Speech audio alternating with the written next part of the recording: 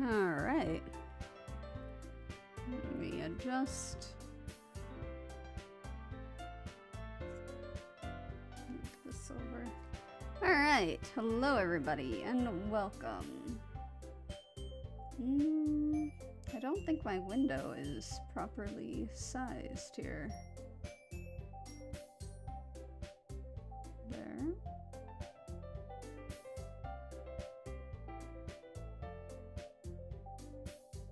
There. Nope, now that's stretched. Wait, what if I just... Okay, I guess it just needs to be full screen.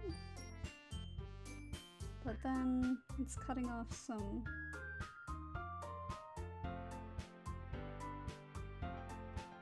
A little bit of this is getting cut off. I don't quite like that.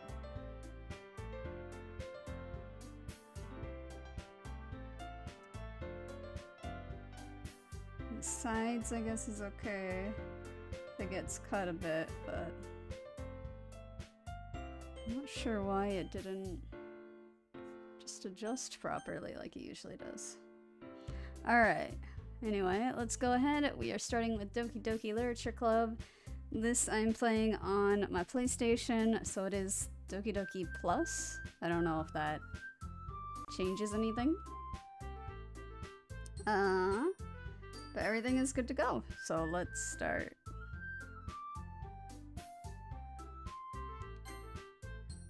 Please enter my name. Okay. Ooh.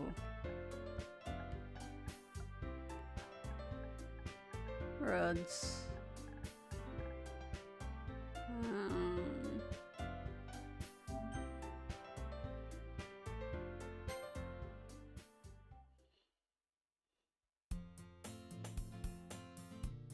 Ah, man, I wish it was voiced, because I'm not feeling too great.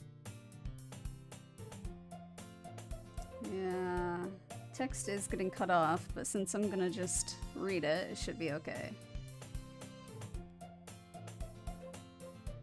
Hey! I see an annoying girl running towards me from the distance, waving her arms in the air like she's totally oblivious to any attention she might draw to herself. That girl is Sayori, my neighbor and good friend since we were children. But you'd think she's annoying.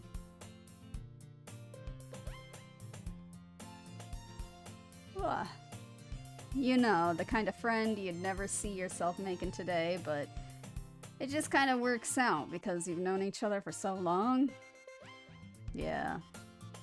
We used to walk to school together on days like this, but starting around high school, she would oversleep more and more frequently, and I would get tired of waiting up.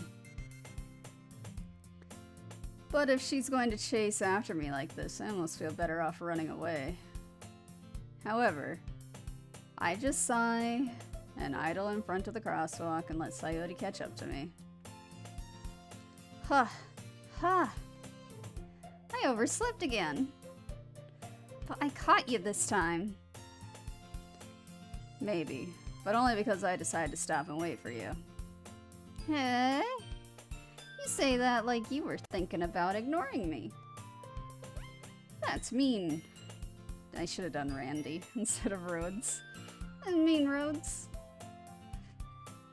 Well, if people stare at you for acting weird, then I don't want them to think we're a couple or something. Fine, fine. But you did wait for me after all. I guess you don't have it in you to be mean, even if you want to. Whatever. Whatever you say, Sayori. We cross the street together and make our way to school. As we draw near, the streets become increasingly speckled, with other students making their daily commute. By the way, Rhoads, have you decided on a club to join yet? A club? I told you already. I'm really not interested in joining any clubs. I haven't been looking either. That's not true.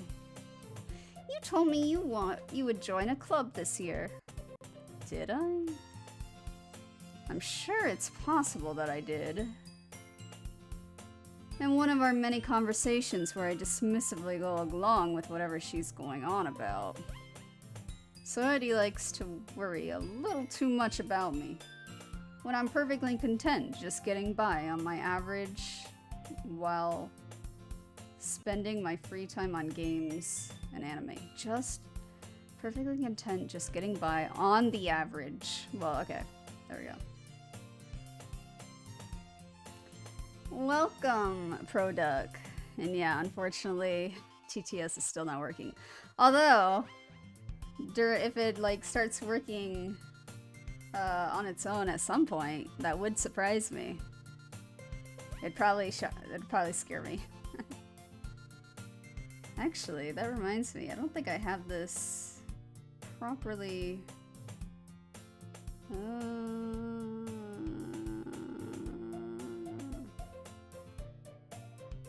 Cancel. If I turn this on, because I do actually have to change something here. Out, close. There we go. All right, there. Now I would hear it if it does turn on. I was talking about how I'm worried about you. Okay, I need to read this slowly. I was talking about how I'm worried that you won't learn how to socialize or have any skills before college. I think that's normal for a lot of Japanese students. Yeah, someday when I least expect it, it'll happen. Your happiness is really important to me, you know? And I know you're happy now. But I'd die at the thought of you becoming a NEET in a few years because you're not used to the real world. That's probably foreshadowing, right? Because I don't know why this is horror, and I don't know why I got all of those warnings before starting. But I think that's probably foreshadowing. You trust me, right? Don't make me worry about you. Alright, alright. I'll look at a few clubs if it makes you happy. No promises, though. Will you at least promise me you'll try a little? Yeah, I guess I'll promise you that. Yay! Why do I let myself get lectured by such a carefree girl? I don't think I'd be lectured. I would define that as nagging. She's nagging us. More than that, I'm surprised I even let myself relent to her. I guess seeing her worry so much about me makes me want to ease her mind at least a little bit. But if she does exaggerate everything inside her head... Oh, even! Gosh, I'm missing just the little words here. Even if she does exaggerate everything inside of her head. Oh, maybe that's it. Maybe everything bad that's about to happen is gonna be inside her head. Or inside our head. We're actually in a mental hospital right now.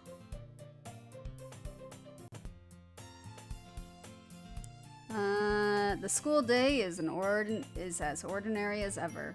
And it's over before I know it. Man, I wish. School takes so long. I remember being in school and thinking, I'm done within like the first 30 minutes. After I pack up my things, I stare blankly at the wall, looking for an ounce of motivation. I get that. Clubs. Sayori wants me to check out some clubs. I guess I have no choice but to start with the anime club. Hello? Sayori? Sayori must have come into the classroom while I was spacing out. I look around and realize that I'm the only one left in the classroom. I thought I'd oh, that's her. I thought I'd catch you coming out of the classroom, but I saw you just sitting here and spacing out, so I came in. Honestly, you've been worse than me sometimes. I'm impressed. I feel like the audio is every now and then glitching, but I guess it's okay. It's small enough. You don't need to wait up for me if it's going to make you late to your own club. Well, I thought you might need some encouragement. So I thought, you know what? Well, that you could come to my club.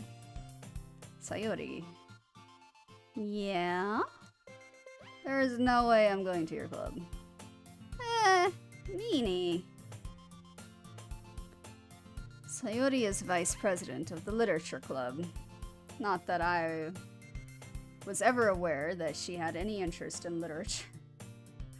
Yeah. In fact, I'm 99% sure she only did it because she thought it would be fun to help start a new club. Since she was the first one to show interest after the one who proposed the club, she inherited the title Vice President. That said, my interest in literature is guaranteed to be even less. Yeah, I'm going to anime club. Come on, please. Why do you care so much anyway? Well, I kinda told the club yesterday I would bring in a new member. And Natsuki made cupcakes and everything. Don't make promises you can't keep. I can't tell if 𝗙𝗲𝗍 is really that much of an airhead or if she's so cunning as to have planned all this out. I let out a long sigh. Fine. I'll stop by for a cupcake, okay? Yes, let's go. And thus, today marks the day I sold my soul for a cupcake. I dejectedly follow 𝗙𝗲𝗍 across the school and upstairs. A section of the school I rarely visit. 𝗙𝗲𝗍, full of energy, swings open the classroom door. Everyone, the new member is here. I told you, don't call me a new member. I glance around the room. How would she sound? I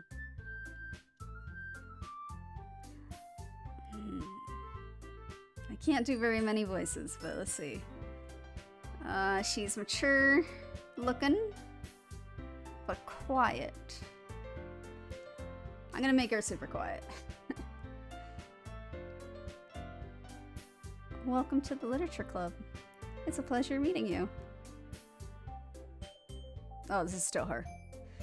𝗙𝗲𝗍 always says nice things about you. Seriously? You brought a boy? Way to kill the atmosphere. Ah! Rhoads! What a nice surprise. Welcome to the club. All words escape me in this situation. This club is full of incredibly cute girls. Really?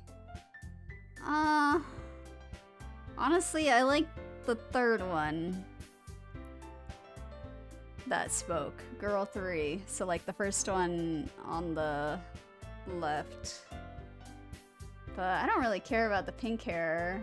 And purple hair just kind of looks really generic. I mean, that said, even the one that I said is kind of generic, but like generic mature, right? Like, she reminds me of like,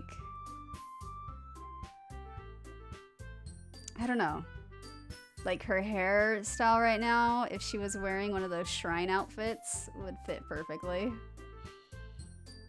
I don't know. What are you looking at?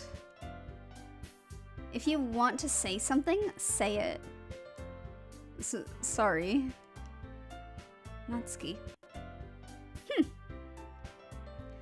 girl with the sour attitude, whose name is apparently Natsuki, is one I don't recognize.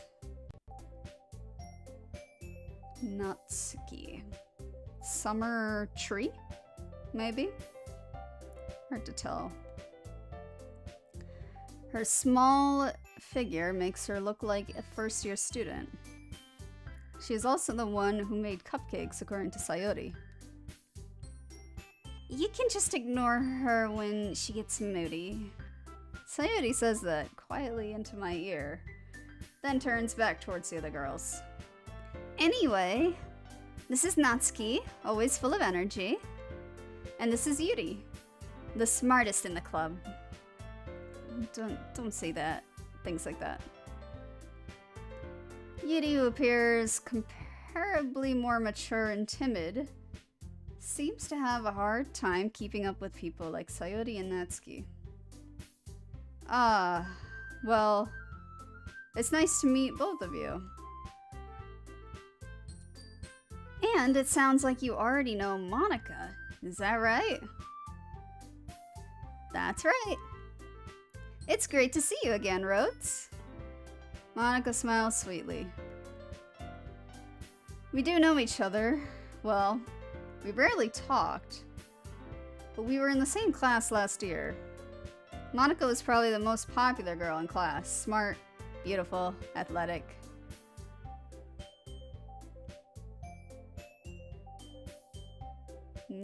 Satsuki? Oh, okay, we'll see. Basically, completely out of my league. So having her smile at me so genuinely feels a little... you too, Monika.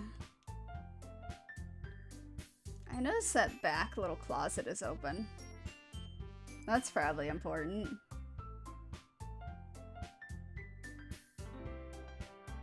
What else is on the walls? Some kind of chart.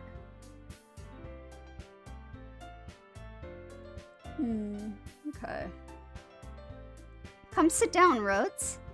We made room for you at the table. So you can sit next to me or Monika. I'll get the cupcakes. Hey, I made them. I'll get them. Sorry, I got a little too excited. Then how about I make some tea as well? The girls have a few desks arranged to form a table. Yeah, I don't see it. As Sayori mentioned, it's been widened, so there is one space next to Monika and one space next to Sayori. Natsuki and Yuri walk over to the corner of the room, where Natsuki grabs a wrapped tray, and Yuri opens the closet. Still feeling awkward, I take a seat next to Sayori. Natsuki proudly marches back to the table, tray in hand. Okay, are you ready? Ta-da! Whoa! Natsuki lifts the foil off the tray to reveal a dozen white fluffy cupcakes decorated to look like little cats. Show me. They're not gonna show me. I'm really sad. The whiskers are drawn with icing, and little pieces of chocolate were used to make ears. Cute. So cute.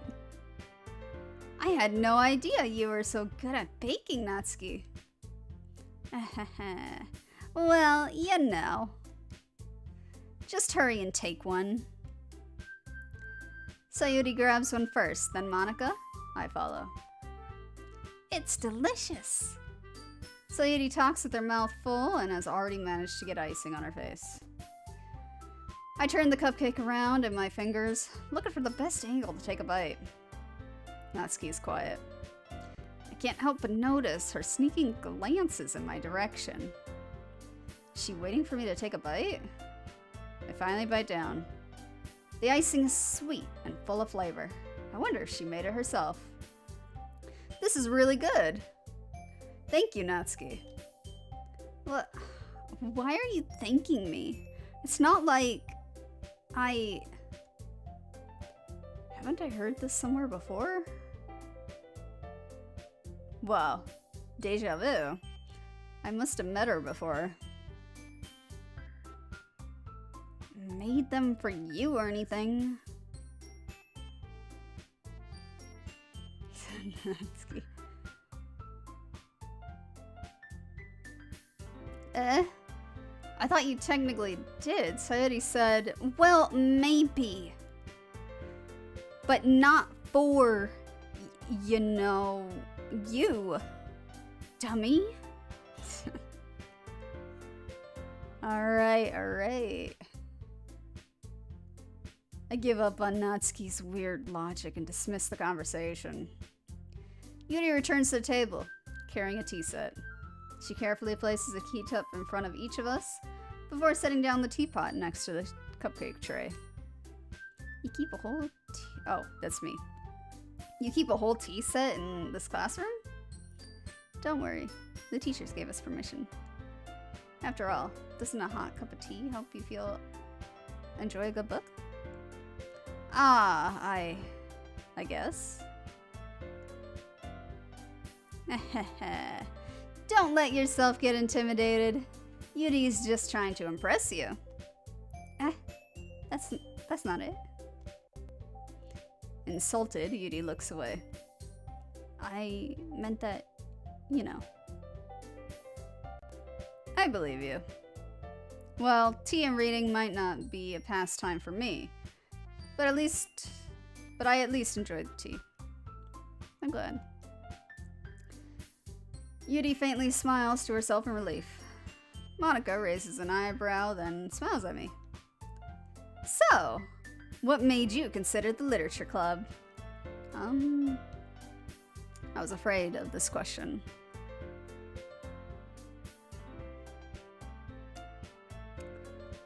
Something tells me I shouldn't tell Monica that I was practically dragged here by Sayori. Well, I haven't joined any clubs yet, and Sayori seemed really happy here, so that's okay. Don't be embarrassed. We'll make sure you feel right at home, okay? As president of the literature club, it's my duty to make the club fun and exciting for everyone. Monica, I'm surprised. How come you decided to start your own club? You could probably be a board member for any of the major clubs. Weren't you a leader of the debate club last year? Ah, well, you know. To be honest, I can't stand all the politics around the major clubs. There's politics around them, alright. It feels like nothing but arguing about the budget and publicity and how to prepare for events. I'd much rather take something I personally enjoy and make something special out of it. That's what I did in college. My college still has the club going, I think, which is nice. And if it encourages others to get into literature, then I'm fulfilling that dream. Monica really is a great leader. Yuri also nods in agreement. Then, I'm surprised that there aren't more people in the club yet. Must be hard to start a new club. You could put it that way. Not many people are very interested in putting out all the effort to start something brand new. Especially when it's something that doesn't grab your attention, like literature. You have to work hard to convince people that you're both fun and worthwhile. But it makes school events like the festival that much more important. Sound is glitching a bit more. It's probably because I had to switch some of my OBS sources, because some things weren't working, and I know when you do display capture, it's pretty heavy. looks like we're holding okay. Alright. I'll just go a little slower. I'm confident that we can all really grow this club before we graduate. Yeah, we'll see. Right, everyone? Yeah! We'll do our best. You know it! Everyone enthusiastically agrees. Such different girls, all interested in the same goal. Monica must have worked really hard just to find these three. Maybe that's why they were all so delighted by the idea of a new member joining. Though I still don't really know if I can keep up with their level of enthusiasm about literature. So Rhoads, what kind of things do you like to read?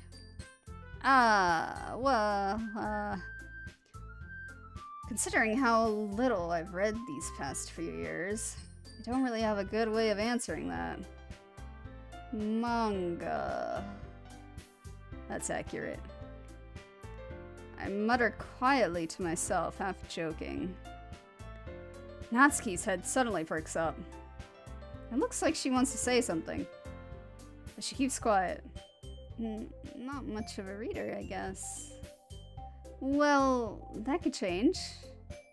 What am I saying? I spoke without thinking after seeing Yudi's sad smile. Anyway, what about you, Yudi?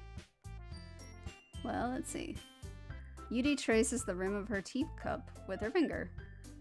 My favorites are usually novels that build deep and complex fantasy worlds. The level of creativity and craftsmanship behind them is amazing to me. Maybe she'll like split fiction. And telling a good story in such a foreign world is equally impressive. Yudi goes on, clearly passionate about her reading. She seemed so reserved and timid since the moment I walked in, but it's obvious by the way her eyes light up that she finds her comfort in the world of books, not people. But you know, I like a lot of things. Stories with deep psychological elements usually immerse me as well. Isn't it amazing how a writer can so deliberately take advantage of your own lack of imagination to completely throw you for a loop? Anyway, I've been reading a lot of horror lately. I see. Okay. I think she would enjoy my favorite genre of dystopian then. I'm gonna check something real quick. Oh my gosh. Darn. I wanted to check to see if there were achievements, and there are. Alright. Perfect Coyote. Finish all the side stories. Achieve 100% data collection. And then a bunch of hidden ones, which I guess I'll look at later. I read a horror book. I read a horror book once. I desperately grasp something I can relate to at the minimal level. At this rate, Yudi might as well be having a conversation with a rock. Really? I wouldn't have expected that, Yudi. For someone as gentle as you. I guess you can say that. But if a story makes me think, or it takes me to another world, then I really can't put it down. Surreal horror is often very successful at changing the way you look at the world, if only for a brief moment. Alright, I think Yudi hears whatever villain that's gonna happen later. Like, obviously there's gonna be a huge tone shift at some point. I'm gonna say it's Yudi. Though, that could just be a red herring. She could actually be the first one to be affected by whatever is gonna happen instead. Yeah, it could be either those extremes. I hate horror. Oh, why is that? Well, Natsuki's eyes dart over to me for a split second. Never mind. That's right. You usually like to write about cute things, don't you, Natsuki? Oh, what? What gives you that idea? You left a piece of scrap paper behind last club meeting. It looked like you were working on a poem called Don't Say It Out Loud. And give that back. Fine, fine. Your cupcakes, your poems, everything you do is just as cute as you are. Sayuri slides up behind Natsuki and puts her hands on her shoulders. I'm not cute. Natsuki, you write your own poems? Well, I guess sometimes. Why do you care? I think that's impressive. Why don't you share them sometime? No. Natsuki averts her eyes. Oh man, this little part of the clasp, I'm gonna cover it.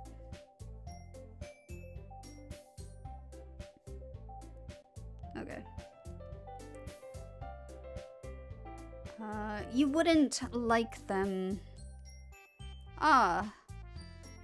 Not a very confident writer yet? I understand how Natsuki feels. Sharing that level of writing takes more than just confidence. The truest form of writing is writing unto oneself.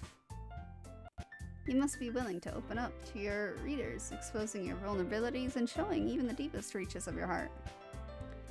Do you have writing experience too, Yuri? Maybe if you share some of your work, you can set an example and help Natsuki feel comfortable enough to share hers. I guess it's the same for Yuri. Aww. I wanted to read everyone's poems. We all sit in silence for a moment. Okay. I have an idea, everyone. Natsuki and Yuri look quizzically at Monika. Let's all go home and write a poem of our own. Then, next time we meet, we'll all share them with each other. That way, everyone is even.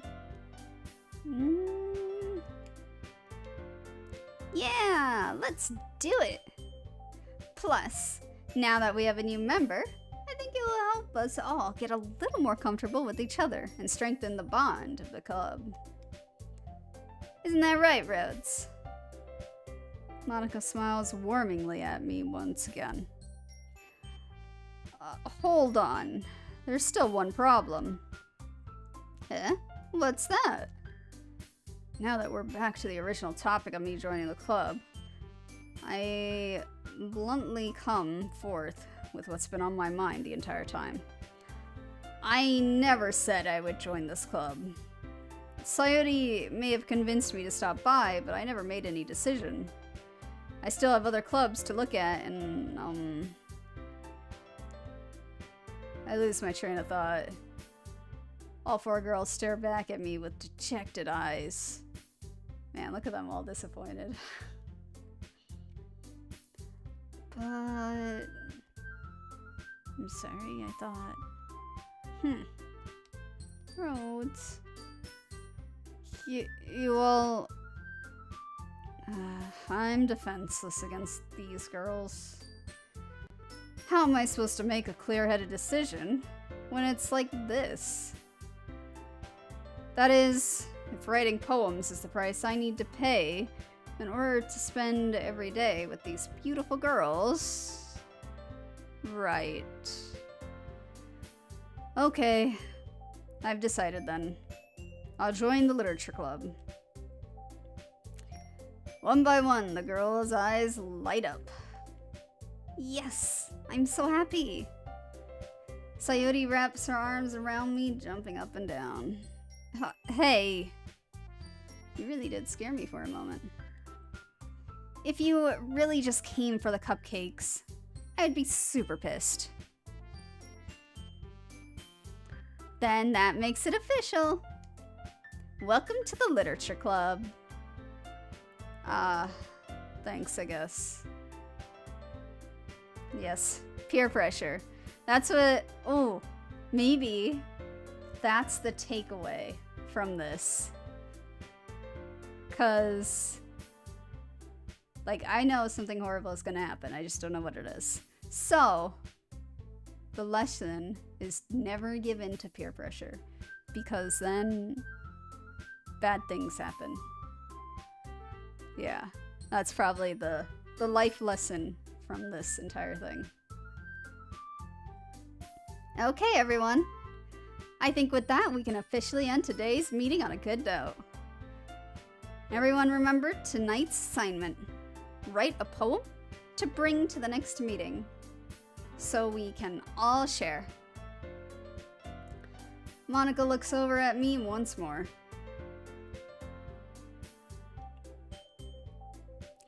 Rhoads, I look forward to seeing how you express yourself. Yeah.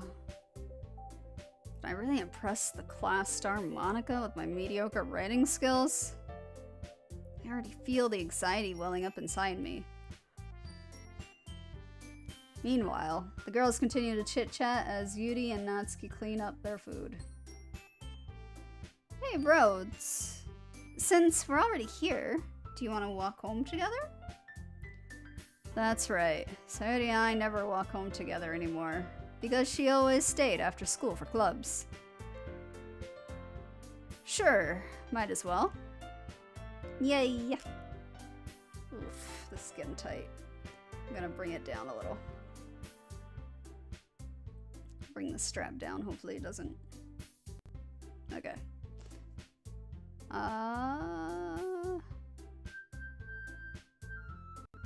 Wow, it's jumping even more. I guess the lower I go, the more it... That doesn't make any sense. Alright, with that, the two of us depart the club room and make our way home. The whole way, my mind wanders back and forth between the four girls. Sayori, Natsuki, Yuri, and of course Monica. Will I really be happy spending every day after school in a literature club? I'm gonna say no. Perhaps I'll have the chance to grow closer to one of these girls. Alright. I'll just need to make the most of my circumstances. And I'm sure good fortune will find me. And I guess that starts with writing a poem tonight. Alright, let me get rid of a few things. I'm gonna close this. And I want to close Discord. And I'll quit this too. As little as programs up as I can.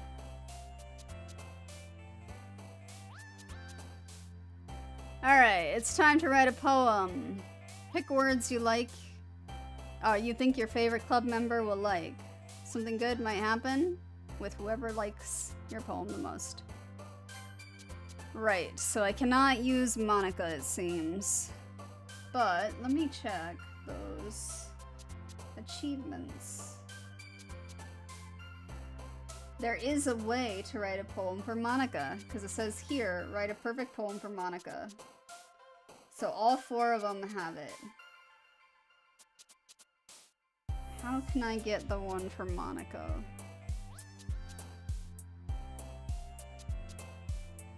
So cute things is probably gonna be Natsuki. Dark things will probably be Yuri. And then... I don't know. Singing, music, pout.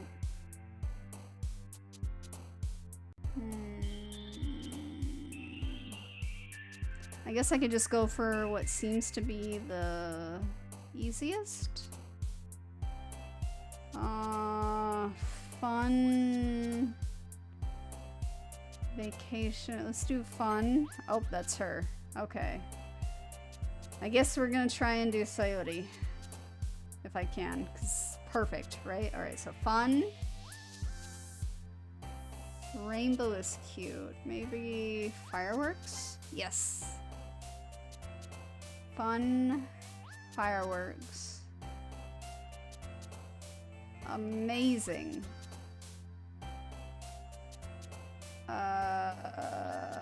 Fun, awesome. Cheer. Okay.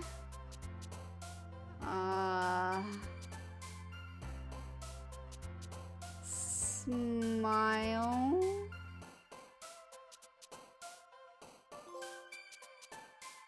Oh, Doki Doki Poetry Slam. What is that one? Spend enough time during the poem minigame for the music to loop.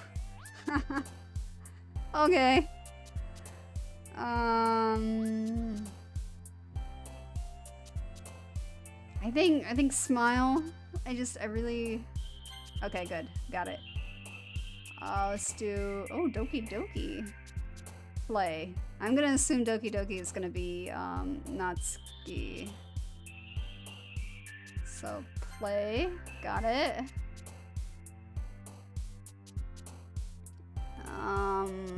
It's getting harder.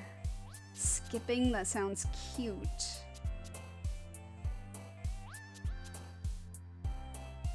This is harder.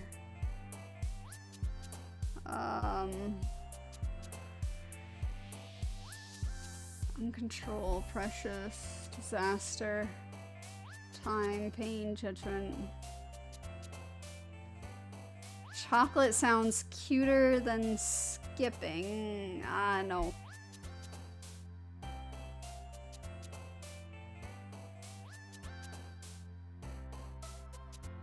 Let's see, there are 3 of them, but 4.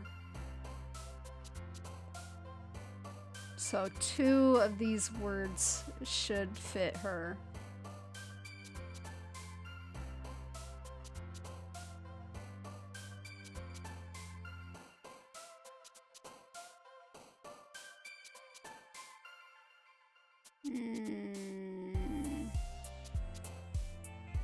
Actually, I see that there's a save option now. I should have done that at the beginning of this so that I could get the other perfect ones. Alright,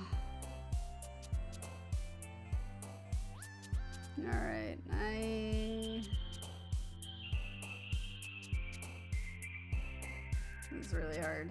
Because it's not depression. I don't think it's depression, but maybe her poem or her words turn. Like it's both the extreme and not. Because I'm going for...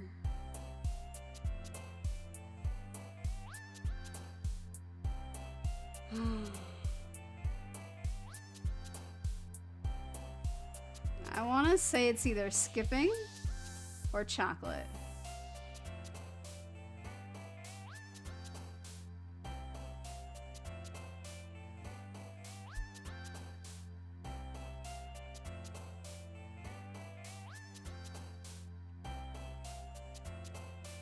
I don't think a judgment. That doesn't seem right.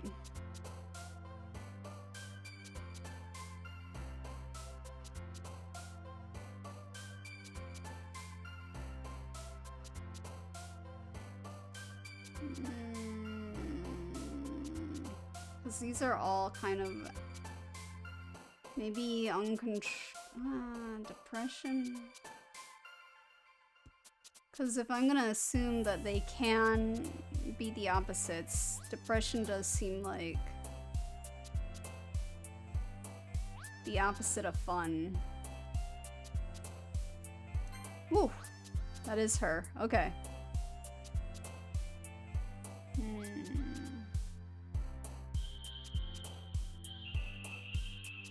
Peace. Because now we're kind of back to normal ones. Boop. Ha. That one's definitely a cute one. Covet? No, definitely not her. Lucky might be her. That sounds like a fun thing. Okay. Almost halfway there. This is a lot.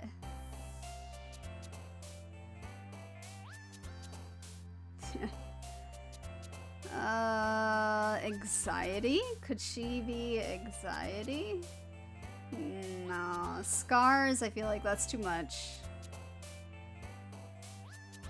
I don't think she would be aura. Kiss is cute. Death is pretty dark. That goes with depression. Clouds feels cute. Frightening seems too much. Tragedy also seems too much. Infinite. Forever? Maybe. Special sounds good, too. I think it's gonna be between death and special. I'm gonna go with death. Got it. Anime. So I think that one's Natsuki, because she kind of perked up with manga, so I think she's anime. Unstable. No. Flying sounds fun. But maybe not the right kind of flying? I don't know. I'm gonna, let's see. Flying, maybe. Swimsuit also seems fun. Because swimming. Sunset, that's nice. I'm gonna go flying. Alright. Rain cloud, raindrops. I feel like those are kind of together. Journey sounds like a fun thing. Inferno seems... Ooh. I don't think Inferno. A tone feels not what kind of goes with it. Memories. Yeah, you can have fun with the memories. Like nostalgia. Email. I don't know. I'm gonna do nostalgic memories. Yes. Bliss. Ambient. Not. Vivacious sounds too big a word for her. So I don't think that's right. Graveyard. That sounds very dark. I don't think that's right. Uncanny, I don't think. Nipple seems cute. Fear.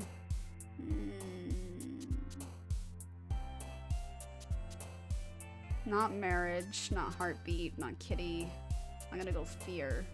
Because depression, death, fear. Alright.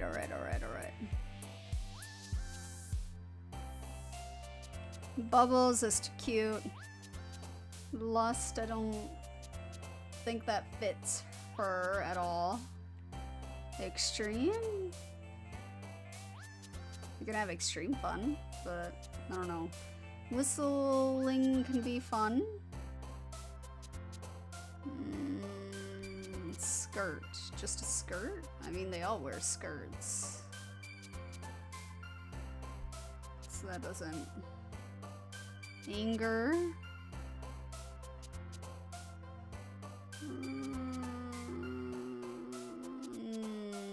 No. Kawaii disarray. Yeah, it does. Disarray.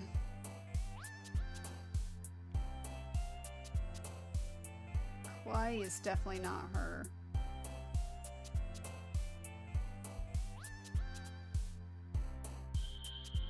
At least I don't think it would be her.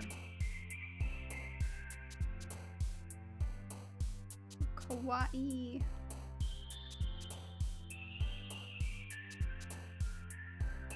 Disarray sounds more like it would be, UD, maybe? Don't think anger. Waterfall sounds fun. Skirt. This is really tough. Flee. To run. Bubbles. Whistle. Lust.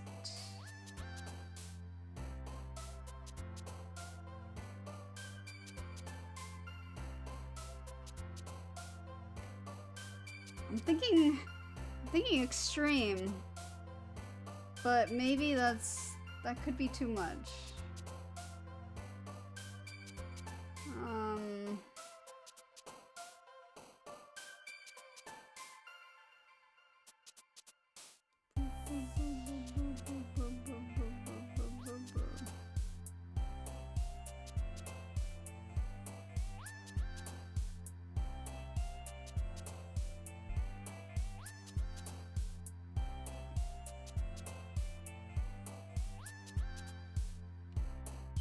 I don't want to mess this up. I'm gonna look this one up. For this page, what do we got?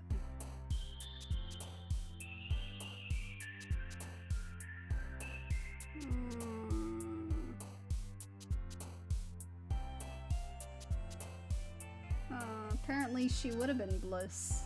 Okay.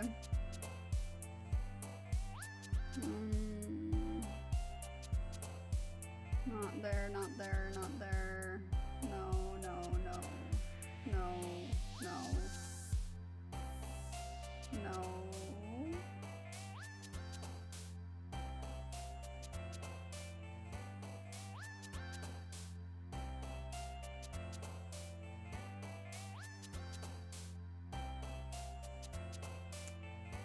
Alright, none of these words show up on the lists I'm looking at.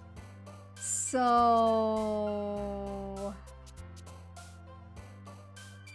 it doesn't even matter. Ah. None of these words. Why? Someone. Okay, perfect poem. Page 14.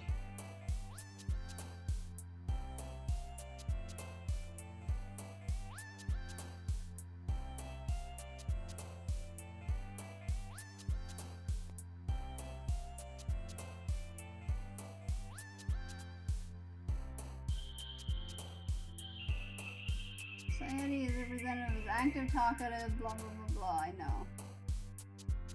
Coyotes not there. L. No. How about B's? No. S's.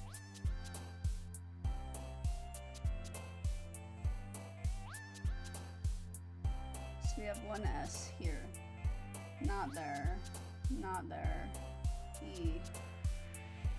Literally, all of these are really bad at giving me waterfall. Not there. Kawaii K.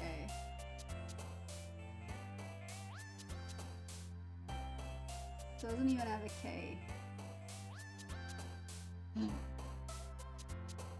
Alright, I'm gonna go... No, I feel like extreme is too much.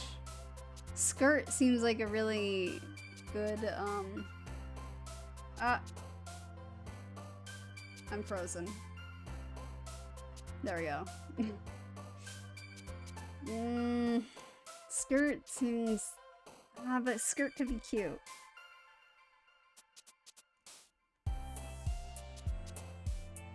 Waterfall. I'm gonna go with waterfall. Ah! I messed up. Messed up! I'm not gonna get the perfect one.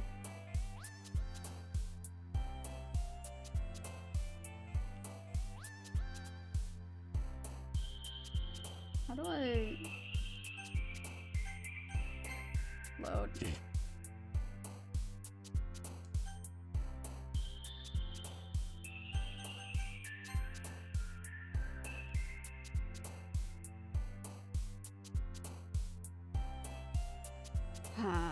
I'm really sad. I'm not gonna get this. Alright, whatever. We're just gonna go with whatever then. Friends. Yeah, of course. Explode. Tears. There we go. Doesn't even matter. I tried. Hi again, Rhoads. Glad to see you didn't run away on us. Hahaha. Nah, don't worry.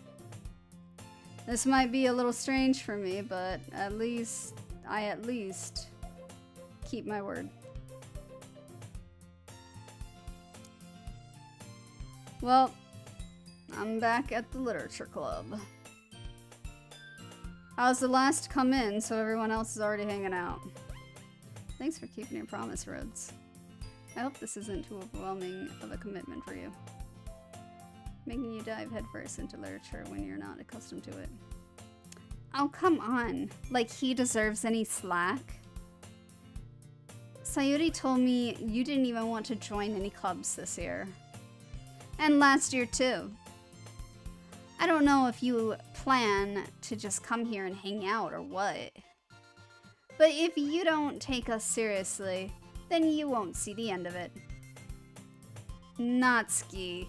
You certainly have a big mouth for someone who keeps her manga collection in the club room.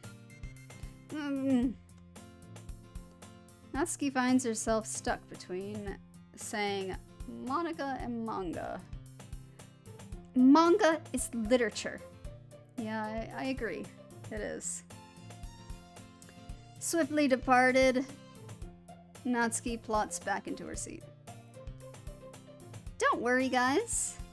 Rhoads always gives it his best as long as he's having fun. He helps me with busy work without me even asking. Your spirit animal? Ooh. Alright. Like cooking, cleaning my room. How dependable. Sayuri, that's because your room is so messy it's distracting. And you almost set your house on fire once. Is that so? You two are really good friends, aren't you? I might be a little jealous. How come? You and Rhoads can become good friends too. Sayuri. As usual. Sayuri seems oblivious to the weird situation she just put me into. Oh! Yuri even brought you something today, you know? Wait, Sayuri. Huh? Me? Not really. Don't be shy. It's really nothing. What is it? Never mind. Sayuri made it sound like a big deal when it really is not. What do I do?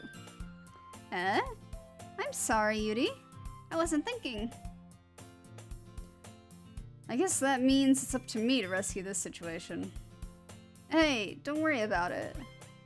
First of all, I wasn't expecting anything in the first place. So any nice gesture from you is a pleasant surprise.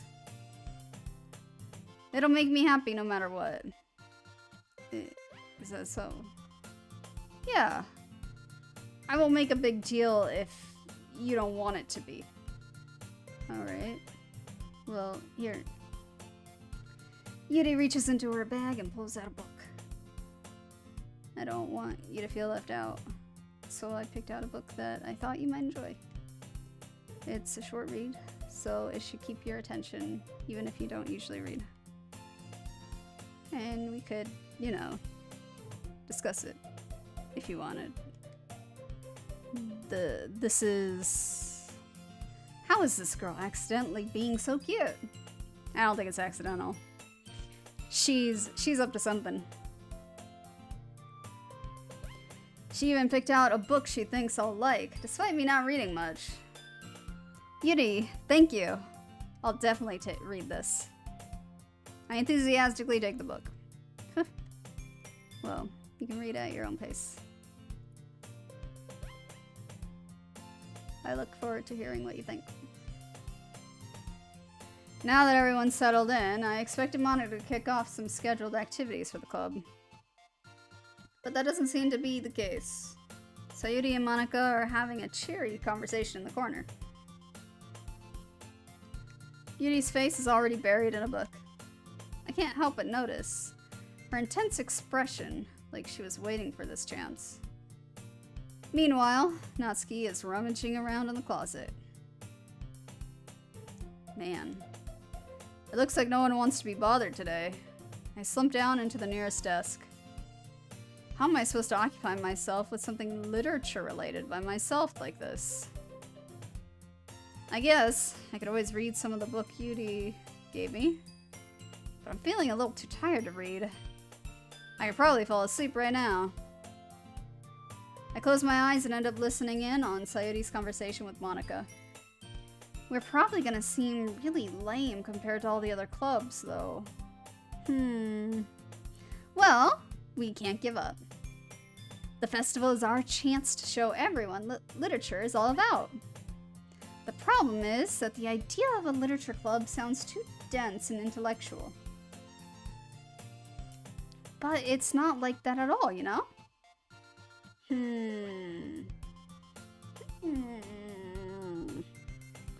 Alright, Monica seems kind of desperate for people to see the literature club. Maybe the bad thing happens on that day? Maybe everybody gets pulled into it? It's like a really bad reason to get everybody's attention. We just need a way of showing that to everyone. Something that sparks to their creative minds. Murder. That doesn't solve the problem, though. What do you mean? Even if we come up with the most fun thing ever, nobody will come in the first place if it's a literature event. So it's more important to figure out how to get people to show up in the first place, you know? And after they come, we can do the thing to speak to their creative minds. What's this? Sayuri is talking... Sayuri is taking this really seriously. It's rare to hear her deliberating like this. That's a good point. In that case, do you think food will do the trick? What kind? Well, I guess we could... Cupcakes! Good thinking. Natsuki would love to do that. You're right. Natsuki makes the best cupcakes. That works out perfectly. That wasn't why you suggested it. Cupcakes speak to my creative tummy. Oh,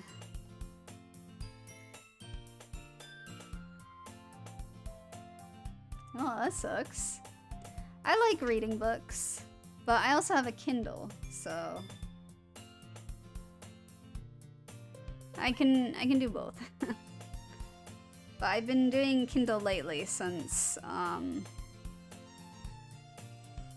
it's the easiest way to get new books.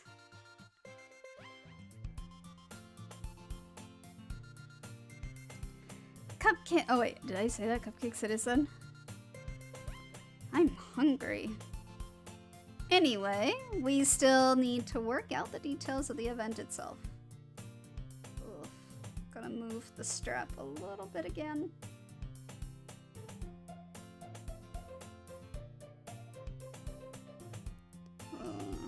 It's kind of slipping a little bit now, but oh well.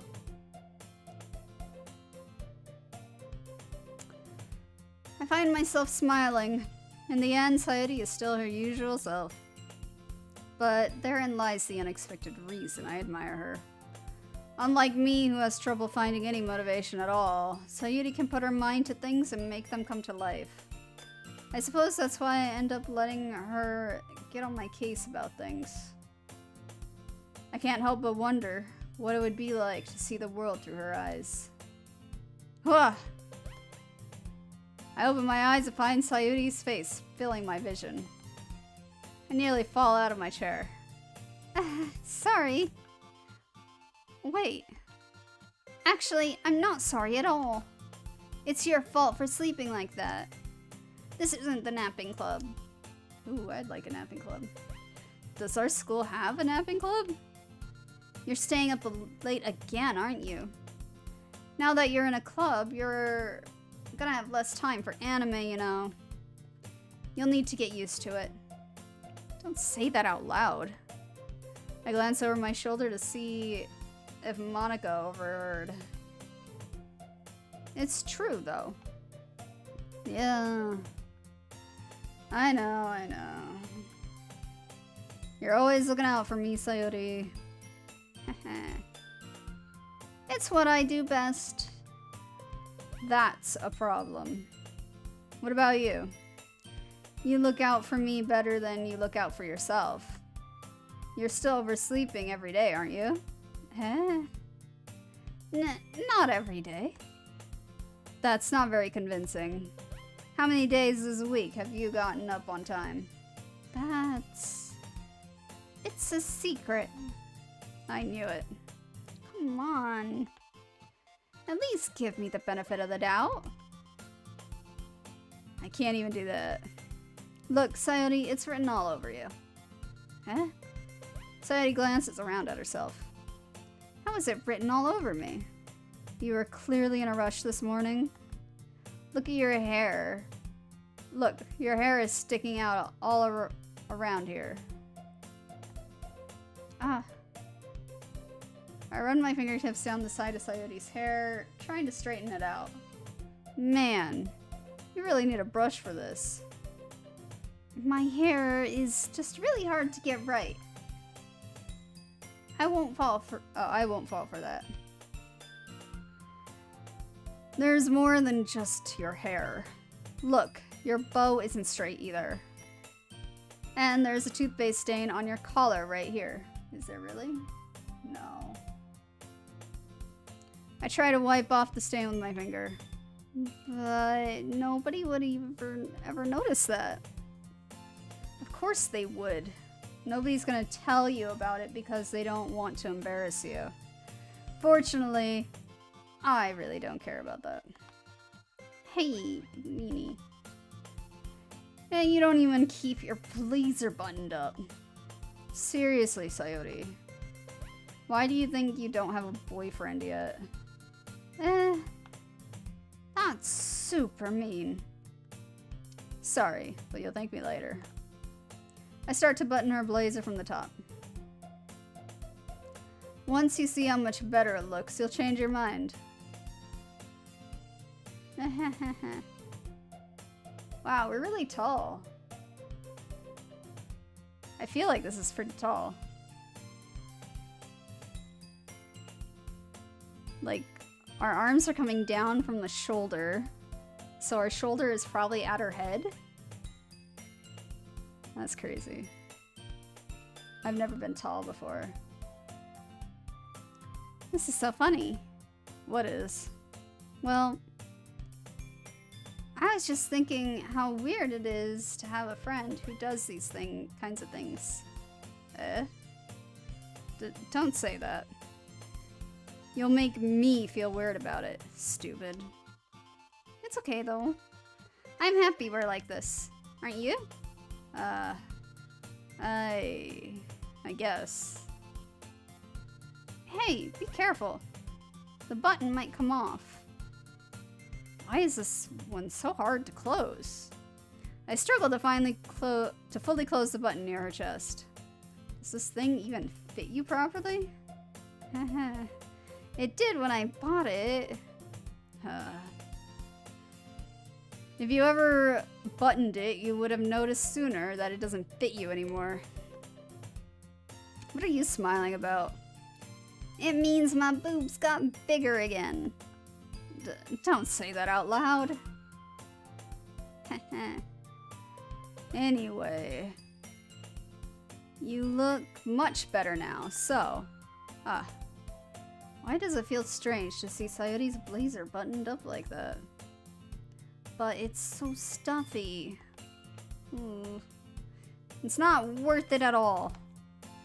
𝗙𝗲𝗏 hastily unbuttons her blazer once more. Huh. That's so much better. 𝗙𝗲𝗏 puts her arms out and twirls around. So if I keep it unbuttoned, then I won't get a boyfriend, right? What kind of logic is that? And why are you saying that like it's a good thing? Because if I had a boyfriend, then he wouldn't even let you do things like this. And you take care of me better than anyone else would anyway. So that's why I'm keeping it unbuttoned. Stop saying all these embarrassing things. Eh? I didn't say anything embarrassing. Jeez. Well, anyway, just focus on trying to wake up a little earlier. Only if you focus on going to bed earlier. Fine, fine. It's a deal. I guess we really are better at taking care of each other than we are at taking care of ourselves. Yeah, I guess so, huh? So maybe you should come wake me up in the morning. You're doing it again, 𝗙𝗲𝗏. Aw, but I was joking that time.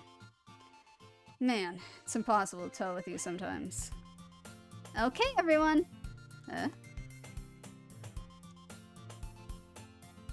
Ow, ow, ow, ow, ow, ow. Foot was about to cramp. I stopped it. Haha. I should drink water though. My throat is killing me.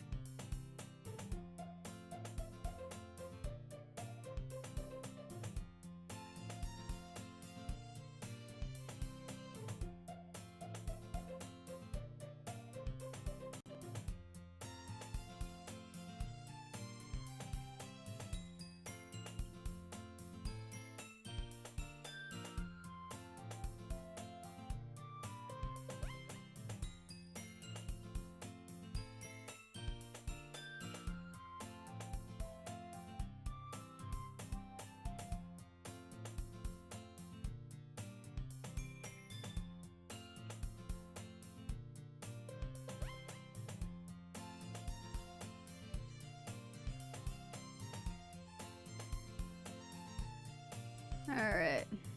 Monika suddenly calls out. Why don't we share the poems we wrote now? Yay. Rhoads, I can't wait to read yours. Yeah, same.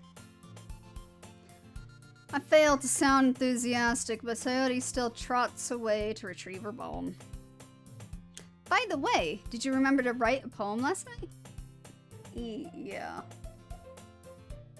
My relaxation ends. I can't believe I agreed to do something so embarrassing. I couldn't really find much inspiration since I've never really done this before. Well, now that everyone's ready, why don't you find someone to share with? I can't wait. 𝗙𝗲𝗏 and Monika enthusiastically pull out their poems. 𝗙𝗲𝗏's on a wrinkled sheet of loose leaf torn from a spiral notebook. On the other hand, Monika wrote hers in a composition notebook. I can already see Monika's pristine handwriting from where I sit. Natsuki and Yuri reluctantly comply as well, reaching into their bags. I do the same myself. Who should I show my poem to first? We should probably leave 𝗙𝗲𝗏 last, since even though we didn't get a perfect one of her, we did get close. Like, we got most of it, I think, as her. So let's do Yuri. Yuri seems the most experienced, so I should start with her. I can trust her opinion to be fair. Yuri stares at my poem. A minute passes, more than enough time for her to finish reading. Oh. Sorry. I forgot to start speaking. It's fine, don't worry yourself. I'm not. I just need to put my thoughts into words. Hold on. Okay. This is your first time writing a poem, right? Yeah. Why do you ask? I'm just making sure. I guess that it might be after reading through it. So it's that bad. No. Did I just raise my voice? I'm so sorry. Yuri buries her face in her hands. I couldn't help but notice that it's been several minutes, and we really haven't gotten anywhere. It might take Yuri a while to get used to new people. It's fine. I really didn't notice. What were you saying? Right, it's just that there are specific writing habits that are usually typical of new writers. And having been through that myself, I kind of learned to pick up on them. I think the most notable thing I recognize in new writers is that they try to make their style very deliberate. In other words, they tend to pick a writing style separate from the topic matter, and they fit the two together. The end result is that both the style and the expressiveness are weakened. Once Yuri finds her train of thought, it's as if her demeanor totally changes. Her stammering is completely gone, and she sounds like an expert. Of course, that's not saying something you can be blamed for. There are so many different skills and techniques that go into writing even this poem. Not just finding them and building them, but getting them to work together is probably the most challenging part. It might take you some time, but it all comes with practice and learning by example and trying new things. I also hope that everyone else in the club gives you vulnerable feedback. Valuable, not vulnerable. Natsuki can be a little bit biased, though. Biased? How? Well, never mind. I shouldn't be talking about people like that. Sorry. It's fine. I'm not sure if Yuri is apologizing to herself, to me, or to Natsuki. Do you mind if I read your poem now? Please do. I'd love to share my thought process. I'd love to share my thought process behind it. Yuri smiles dreamily as if that's a rare opportunity for her, which itself is kind of funny. After all, isn't this supposed to be a literature club? Ooh, cursive. There are people that can't read cursive anymore, apparently. Ghost under the light. The tendrils of my hair illuminate beneath the amber glow, bathing. It must be this one. The last remaining streetlight to have withstood the test of time. The last yet to be replaced by the sickening blue-green hue of the future. I bathe. Calm, breathing air of the present, but living in the past. The light flickers. I flicker back. Okay. So she's kind of built this, like, futuristic world. Maybe dystopian, if this is, like, the last streetlight, kind of. Like, the last hope kind of thing. Interesting. I'm sorry, I have such terrible handwriting. What? I wasn't thinking that at all. But it took you a long time to read. Well, I just don't read script very often. I actually think your handwriting is pretty. Eh? That's a relief. Also, I like the poem. Even though it's short, it was very descriptive. It wasn't too short. I usually write longer poems. Not at all. I'm really glad you like it. I'll be honest, since it's our first time sharing, I wanted to write something a little more mild. Something easy to digest, I suppose. Are you into ghosts, Yuri? Actually, the story isn't about a ghost at all, Rhoads. Really? I must have totally missed the point. Man, they make me sound so dumb. Definitely should have changed the name. Well, I suppose you did only glance over it after all. But remember that poets often express their own thoughts, feelings, and experiences in their work. They usually do more than tell a simple story or paint a picture. In this case, perhaps the subject of this poem is only being symbolically compared to a ghost, lingering in her last remaining place of comfort, unable to let go of the past, and soon to be left with nothing. That's a lot more solemn, putting it that way. I hadn't even thought of that. That's impressive. It's nothing, really. Well, it makes me happy that you think that. Just remember that it won't be long before you pick up on these things, too. Yeah, maybe you're right. I guess I'll have to keep trying. I'm counting on you. Alright, next let's go backwards now. Monica. Hi, Rhoads.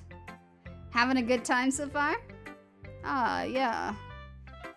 Good, glad to hear it. By the way, since you're new and everything, if you ever have any suggestions for the club, like new activities or things we can do better, I'm always listening. Don't be afraid to bring things up, okay? Alright, I'll keep that in mind. Of course, I'll be afraid to bring things up. I'm much better off just going with the flow until I'm more settled in. Anyway, want to share your poem with me? It's kind of embarrassing, but I guess I have to.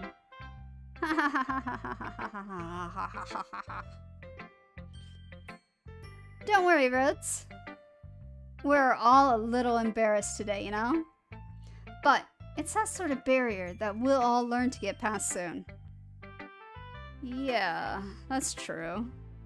I hand Monica my poem. I like this one. It makes me think of something Sayuri would like. Is that so? You and Sayuri are really good friends, right? I wouldn't be surprised if you had those sorts of things in common. Well, we may be good friends, but Sayuri and I are actually really different. Well, that may be the case, but maybe there are also some similarities that you wouldn't expect. The way she talks about you, it sounds like the two of you really care about each other's well-being. Even if you show it in different ways, it ends up being more similar than you'd think. So I think that's the kind of vibe I get when reading your poem. You sure you're not reading into it too much? I could be. Oh gosh, I sound like Yuri. But in any case, Sayuri's writing has kind of a gentle feel to it. I can tell that she likes exploring with emotions like happiness and sadness. Who knew that someone so happy would enjoy sad things too? Yeah, that's totally unexpected. Well, to each their own. And you shouldn't be afraid to experiment a little bit either. I'm sure I'll end up trying different things a lot. It could take a while before I feel comfortable doing this. That's okay. I'd love to see you try new things. That's the best way to find the kind of style that fits you. Everyone else might be a little bit biased towards their own kinds of styles, but I'll always help you find what suits you the most. So don't force yourself to write the way everyone else wants you to write. It's not like you have to worry about impressing them or anything. Anyway, do you want to read my poem now? Don't worry, I'm not very good. You sound pretty confident for someone who claims to not be very good. Well, that's 'cause I have to sound confident. That doesn't mean I always feel that way, you know. I see. Well, let's read it then. Okay. Hole in the wall. It couldn't have been me. See? The direction the spackle protrudes? Alright, this already sounds like horror. Like she's trying to say she didn't do something bad. Let's see. A nosy neighbor, an angry boyfriend? I'll never know. I wasn't home. I peer inside for a clue. No, I can't see. I reel, blind, like a film left out in the sun. But it's too late. My retinas? Oof. Already scorched with a permanent copy of the meaningless image. It's just a little hole. It wasn't too bright. It was too deep. Stretching forever into everything. A hole of infinite choices. I realize now that I wasn't looking in. I was looking out. And he, on the other side, was looking in. Wow. Alright. Sounds abusive. Like she's being abused somehow. That's how it kind of comes off. I don't know. So, what do you think? It's very freeform. If that's what you call it. Sorry, I'm not really the right person to ask for feedback. It's okay. Yeah, that kind of style has gotten pretty popular nowadays. That is, a lot of poems have been putting emphasis on the timing between words and lines. When performed out loud, it can be really powerful. What was the inspiration behind this one? Ah. Well, I'm not sure if I know how to put it.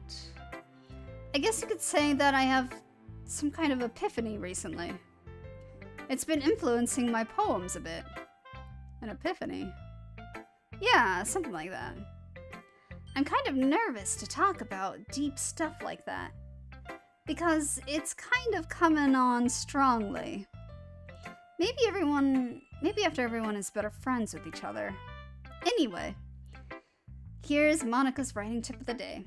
Sometimes, when you're writing a poem or a story, your brain gets too fixated on a specific point. If you try so hard to make it perfect, then you'll never make any progress.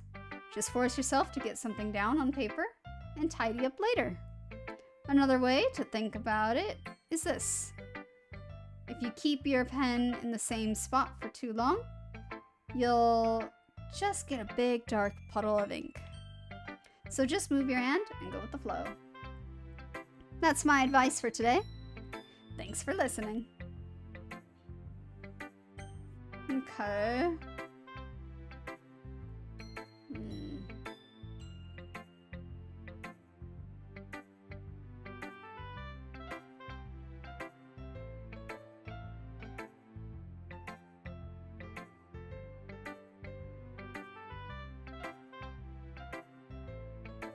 I wonder how many times we do poems. If it's 4 times, that does make sense. Why there would be 4.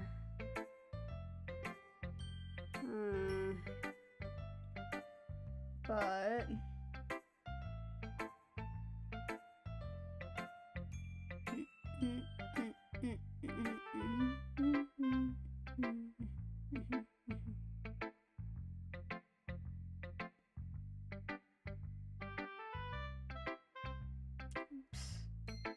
because I want to try and get the other ones. If we end up doing another poem, I'd rather try and get them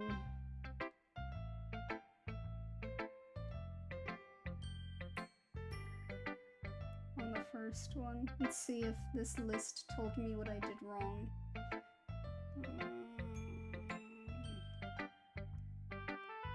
So I really want to know which word I didn't get.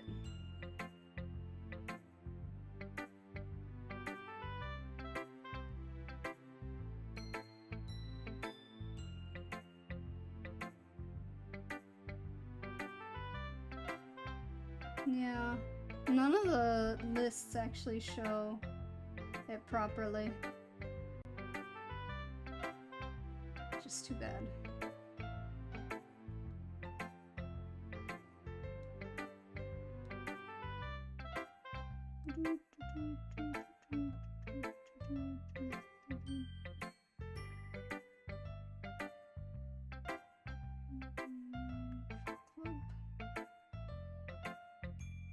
Because we want to go to Natsuki next.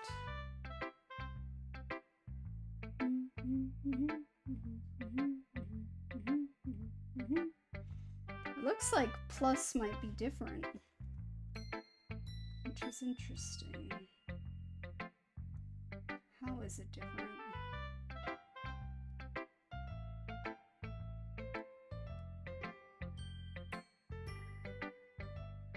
Natsuki, I don't want Natsuki. I want to look at Sayori again. Ah!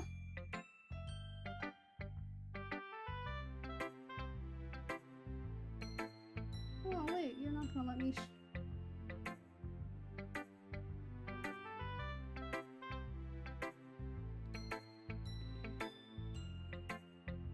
oh well. Alright, Natsuki, what do we got? Well, it's about what I expected from someone like you. That's a little blunt. Well, excuse me. It's not like I said it was bad. It's just... it just didn't evoke any emotions. So, basically, it's not cute enough for your tastes. Do you want to get smacked? I'll pass. Well, anyway, I guess I need to show you mine. Not that you'll like it. Eagles can fly, monkeys can climb, crickets can leap, horses can race, owls can seek. Cheetahs can run, eagles can fly, people can try, but that's about it.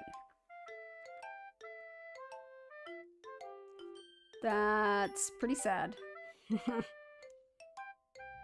Yeah. I told you that you weren't gonna like it. I like it. What? Just be honest. I am. Why are you so convinced that I wouldn't like it? Well, because everyone in high school thinks that writing has to be all sophisticated and stuff. So people don't even take my writing seriously. But isn't the point of poems for people to express themselves? Your writing style wouldn't make your message any less valid. Yes, exactly. I like when it's easy to read, but it hits you hard. Like in this poem. Seeing everyone around you do great things can be really disheartening. So I decided to write about it. Yeah, I understand. But the other nice thing about simple writing is that it puts more weight on the wordplay. Like, I set up for a rhyme at the end, but then made it fall flat on purpose. It helps bring out the feeling in the last line. So you did. I guess more went into it than I realized. That's what it means to be a pro. I'm glad you learned something. Didn't expect that from the youngest one here, did you? Yeah, I guess not. I decided to humor her with my last comment. I don't really care how old everyone is, but if Natsuki is feeling proud, then I won't take that away from her. Alright, final one. We failed getting Natsuki, or Sayori's one, but maybe we can get the other ones.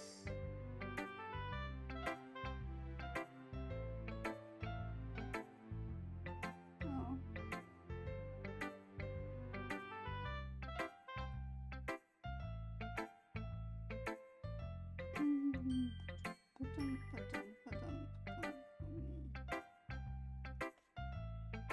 Sayori. Oh my goodness. This is so good, Rhoads. I love it. I had no idea you were such a good writer. Sayori, you must be seriously overacting. I'm not a good writer at all. I honestly have no idea what I'm doing. Well, maybe that's why. Because I have no idea what I like either. Jeez. Yuri's opinion was way more constructive than this. Are you sure you don't like it just because I wrote it? Eh? Well, I'm sure that's part of it. I think I understand you better than a lot of other people, you know? So when I read your poem, it's not just a poem. It's a Rhoads poem. And that makes it feel extra special. Like I can feel your feelings in it. Sayori hugs the sheet against her chest. You're so weird, Sayori. I'm really happy just that you wrote one. It just reminds me of how you're really a part of the club now. Not to mention the fact that I'm standing in front of you in the club room. Well, of course. I'm not really into it yet, but that doesn't mean I'll break my promise. See? It's like I said before, Rhoads. Deep down, you're not selfish at all, you know? Trying new things like this for other people. That's something that only really good people do. Thanks, Sayori. I'm not sure if Sayori sees the full picture of my motive here. Then again, I can't deny that she's part of the reason I joined. Knowing how much this means to her and all. Yeah. And I'm gonna make sure you have lots of fun here, okay? That will be my way of thanking you. Alright, I'm going to hold you to that then. Yay. Now you'll read my poem too, right? Don't worry. I'm really bad at this. We'll see about that. Dear sunshine, the way you glow through my blinds in the morning, it makes me feel like you missed me. Kissing my forehead to help me out of bed, making me rub the sleepy from my eyes. Are you asking me to come out and play, or are you trusting me to wish away a rainy day? I look above, the sky is blue. It's a secret, but I trust you too. If it wasn't for you, I could sleep forever, but I'm not mad. I want breakfast.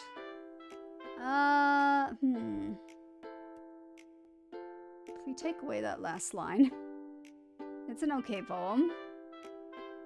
But last part though, the second to last line, if it wasn't for you, I could sleep forever. And then it's a secret, but I trust you too. Something there.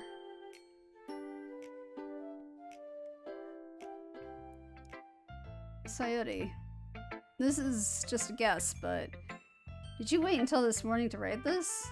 No. Just a little bit? You can't answer just a little bit to a yes or no question. Forgot to do it last night. Well, at least that makes me feel a little better about myself. Don't be mean. I still tried my best. Yeah. I didn't mean to say that it was a bad poem. It came out nice, or how should I put it? It sounds just like you. Really? Yeah. Especially that last line. I made eggs and toast. Even though you were late to school. It's bad to skip breakfast. I get all cranky. Well, I guess there's no point in arguing. Anyway, thanks for showing me. This was so much fun. Monica's the best. Yeah. But next time, I won't forget. Oh, that's her. Next time I won't forget. And I'm gonna write the best poem ever. Well, I guess I look forward to it. Huh. I guess that's everyone. I glance around the room. That was a little more stressful than I anticipated. It's as if everyone is judging me for my mediocre writing abilities. Even if they're just being nice, there's no way my poems can stand up to theirs. This is a literature club after all. I sigh. I guess that's what I ended up getting myself into. Across the room, Sayori and Monica are happily chatting. My eyes land on Yuri and Natsuki. They gingerly exchange sheets of paper, sharing their respective poems. As they read in tandem, I watch each of their expressions change. Natsuki's eyebrows furrow in frustration. Meanwhile, Yuri smiles sadly. What's with this language? Did you say something? Oh, it's nothing. Natsuki dismissively returns the poem to the desk with one hand. I guess you could say it's fancy. Thanks. Yours is cute. Cute? Did you completely miss the symbolism or something? It's clearly about the feeling of giving up. How can that be cute? I know that. I just meant the language, I guess. I was trying to say something nice.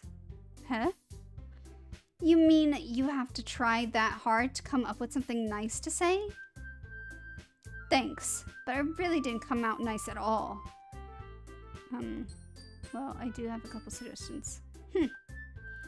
If I was looking for suggestions, I would have asked someone who actually liked it. Which people did, by the way. Sayori liked it, and Rhoads did too. So based on that, I'll gladly give you some suggestions of my own. First of all, excuse me, I appreciate the offer, but I spent a long time establishing my writing style. I don't expect it to change anytime soon, unless, of course, I come across something particularly inspiring, which I haven't yet. And Rhoads liked my poem too, you know. He even told me he was impressed by it. Natsuki suddenly stands up. How? I didn't realize you were so invested in trying to impress our new member, Yuri. That's not what I... You're just... Yuri stands up as well. Maybe you're just jealous that Rhoads appreciates my advice more than he appreciated yours. Huh? And how do you know he didn't appreciate my advice more? Are you that full of yourself? No. If I was full of myself, I would deliberately go out of my way to make everything I do overly cutesy. Is everyone okay? Well, you know what? I wasn't the one whose boobs magically grew a size bigger as soon as Rhoads started showing up. She's stuffing her bra. Natsuki. Natsuki, that's a little... This doesn't involve you. I don't like fighting, guys. Suddenly, both girls turned towards me, as if they just noticed I was standing there. Rhoads. She's just trying to make me look bad. That's not true. She started it. If she could get over herself and learn to appreciate that simple writing is more effective, then this wouldn't have happened in the first place. That's the point in making your poems all what's the point of making your poems all convoluted for no reason? The meaning should jump out at the reader, not force them to have to figure it out. Help me explain that to her, Rhoads. Well, wait. There's a reason we have so many deep and expressive words in our language. It's the only way to convey complex feelings and meaning the most effectively. Avoiding them is not only unnecessarily limiting yourself, it's also a waste. You understand that, right, Rhoads? Well? How did I get dragged into this in the first place? It's not like I know anything about writing, but whomever I agree with, they'll probably think more highly of me. So, of course, that's going to be... Help me, Sayori. Natsuki. Natsuki glares at me, drawing up any words I had in my mouth. So instead, I turn to Yuri. Yuri? But Yudi's expression is so defenseless that I couldn't bring myself to say anything to her. Sayuri. Eh? Yeah. Everyone's fighting is making Sayuri uncomfortable. How can the two of you keep fighting when you know you're making your friend feel like this? Rhoads. Well, that's her problem. This isn't about her. I agree. It's unfair for others to interject their own feelings into our conflict. Yeah, unless Sayuri wants to tell Yuri what a stuck-up jerk she's being. She would never... It's your immaturity that makes her upset in the first place. Excuse me? Are you listening to yourself? This is exactly why. Exactly why nobody likes... Stop! Natsuki, Yuri, you guys are my friends. I just want everyone to get along and be happy. My friends are wonderful people, and I love them because of their differences. Natsuki's poems, they're amazing because they give you so many feelings with just a few words. And Yuri's poems are amazing because they paint beautiful pictures in your head. Everyone's so talented, so why are we fighting? But because, well, also, Natsuki's cute, and there's nothing wrong with that. And Yuri's boobs are the same as they always were. Big and beautiful. Sayuri. Sayuri stands triumphantly. Natsuki would be Germany? Maybe. With how pushy she is, maybe. Monika stands behind her with a bewildered expression. I'll make some tea. Yuri rushes off. Natsuki sits down with a blank expression on her face, staring at nothing. So! Oh, this is me. Oops. So, this is why Sayuri is vice president. I whisper to Monika. She nods in return. To be honest, I might come off as a good leader and I can organize things, but I'm not very good with people. I couldn't even bring myself to interject. As president, that's kind of embarrassing of me. Nah. It's not like I can blame you. I wasn't able to say anything either. Well, I guess that just means Sayuri is amazing in her own ways, isn't she?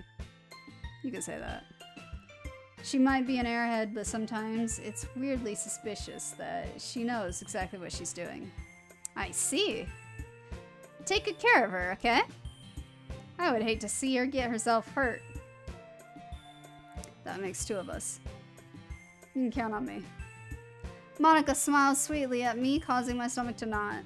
Such a genuine person really does make a good president, regardless of what she says. If only I can get the chance to talk to her a little more.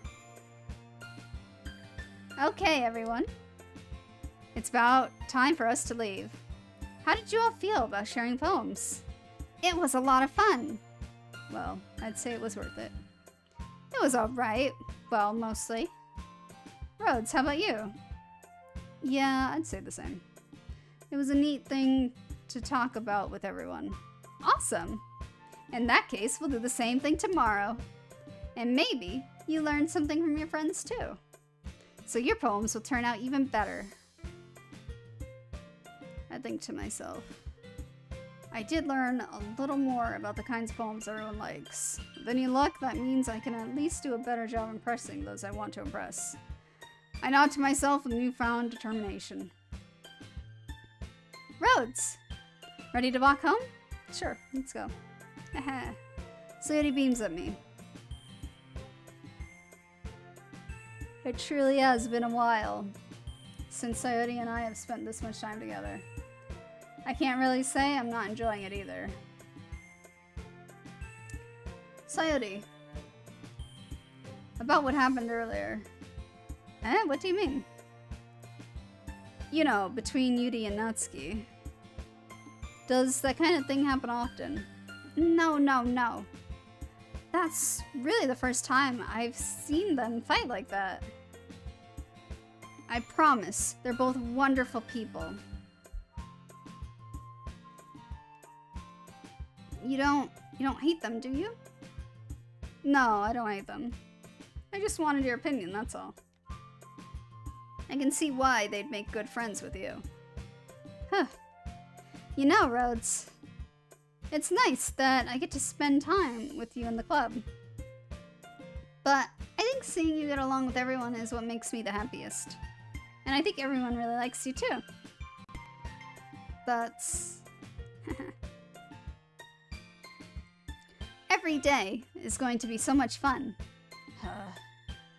Looks like 𝗖𝗄𝗧 still hasn't caught on to the kind of situation I'm in. Sure, being friends with everyone is nice, but does it really need to stop there? We'll just have to see what the future holds, 𝗖𝗄𝗧. I pat 𝗖𝗄𝗧 on the shoulder. I said that more to myself than to her, but it's easy to use 𝗖𝗄𝗧 as an internal monologue sometimes. Okay. Yeah. Let's do this. Alright, this is about where I ended up stopping when I played myself, because I was like, is this just all about poems? I don't want to do it. Alright, here we go. Let's try... Who do I want to go for next? Because I failed with 𝗖𝗄𝗧. Let's try Natsuki. Natsuki is pink, right? I'm just gonna double check. I feel like she'd be pink. And then Valentine, I feel like, is another one that would be hers. And then the play we know is not her.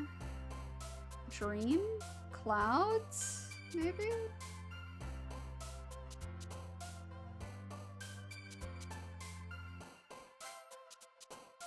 Giggle? That sounds really... Yeah, got it. Destiny. Treasure. Sparkle. It has to be Sparkle. I'm just gonna double check. No. Sparkle's not on the list. That's crazy. Okay, so not Sparkle? Fine. What is it? Maybe Treasure. No, Marshmallow. Marshmallow. Has to be Marshmallow. That's a cute thing. Yeah. Straw. Well, literally cute, but... Yo. Kitty. That should be one.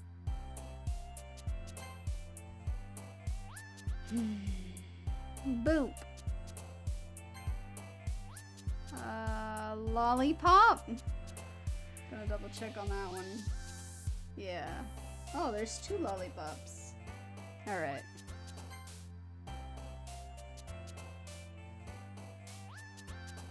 Fireflies? That sounds like one, but maybe not. Clumsy? That would be 𝗖𝗄𝗧, I think. Imagination.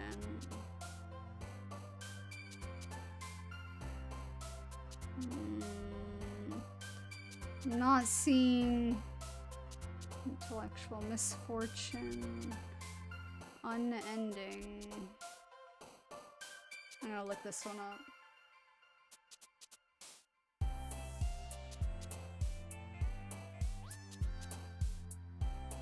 Let's see.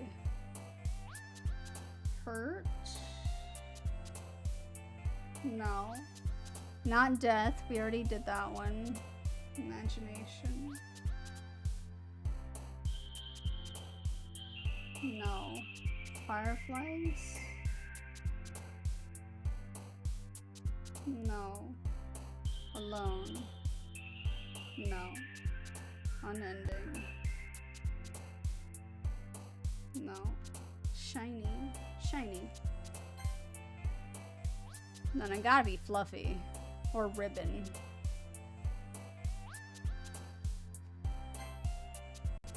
Not flying.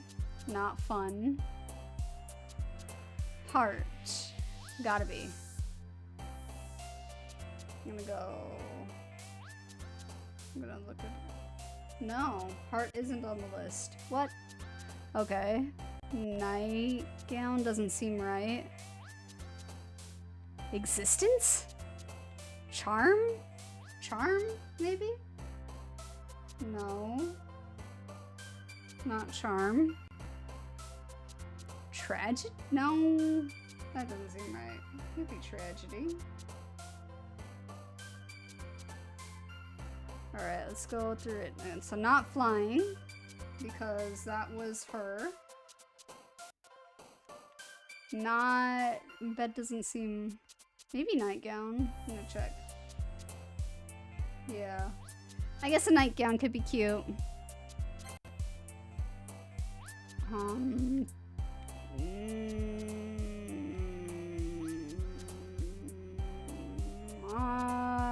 Not embrace. Peace. I'm gonna do peace. Color. Flower. Probably flower. No, not flower. Alright, not flower. Hair could be cute. Starscape is maybe not. Hair.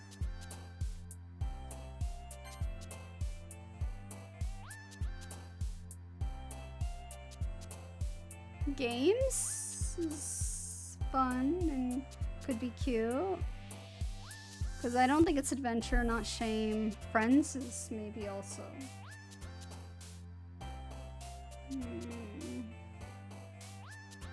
Summer? No, not... Oh yeah, summer does work. Ah, obviously, puppy.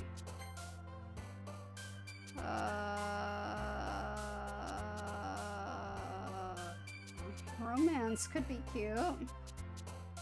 Nope, not there. Alright. Jumpy? Yeah. Rainbow. It has to be rainbow.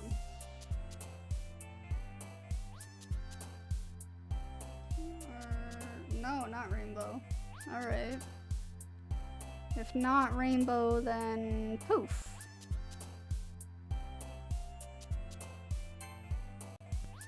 Bunny. That seems obvious, but I could be wrong. Nope, bunny. Awesome. Anime. She gotta be anime. No, that's not on the list. Alright, I'm not doing ones that are not on the list. Laugh. That's a fun one. No, not that one either. Okay. Comfort. No, comfort seems... Sunny?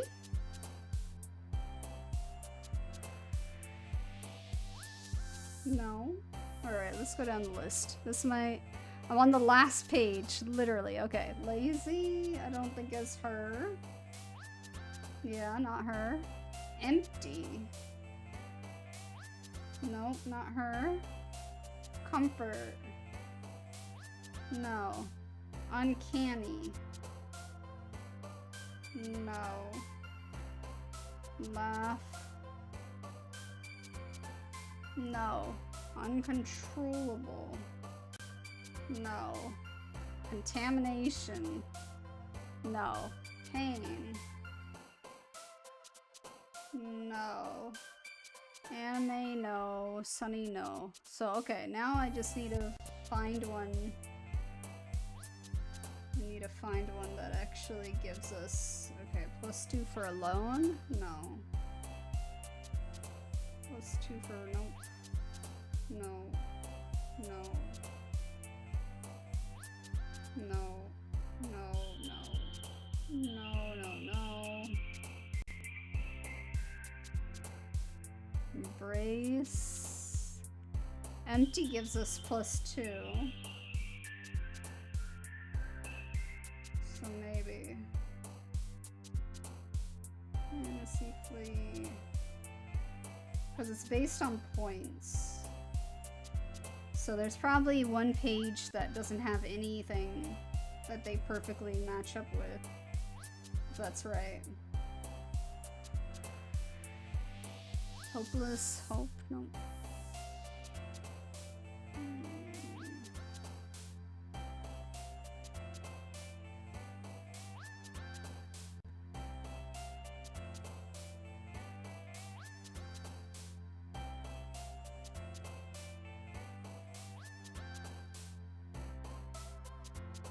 Yeah. So 1, it has to be plus 2. That's interesting.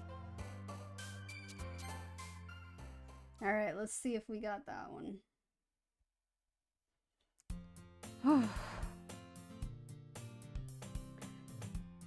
Another day passes and it's time for the club meeting already. I've gotten a little more comfortable here over the past couple of days. Entering the club room, the usual scene greets me. Hi, Rhoads.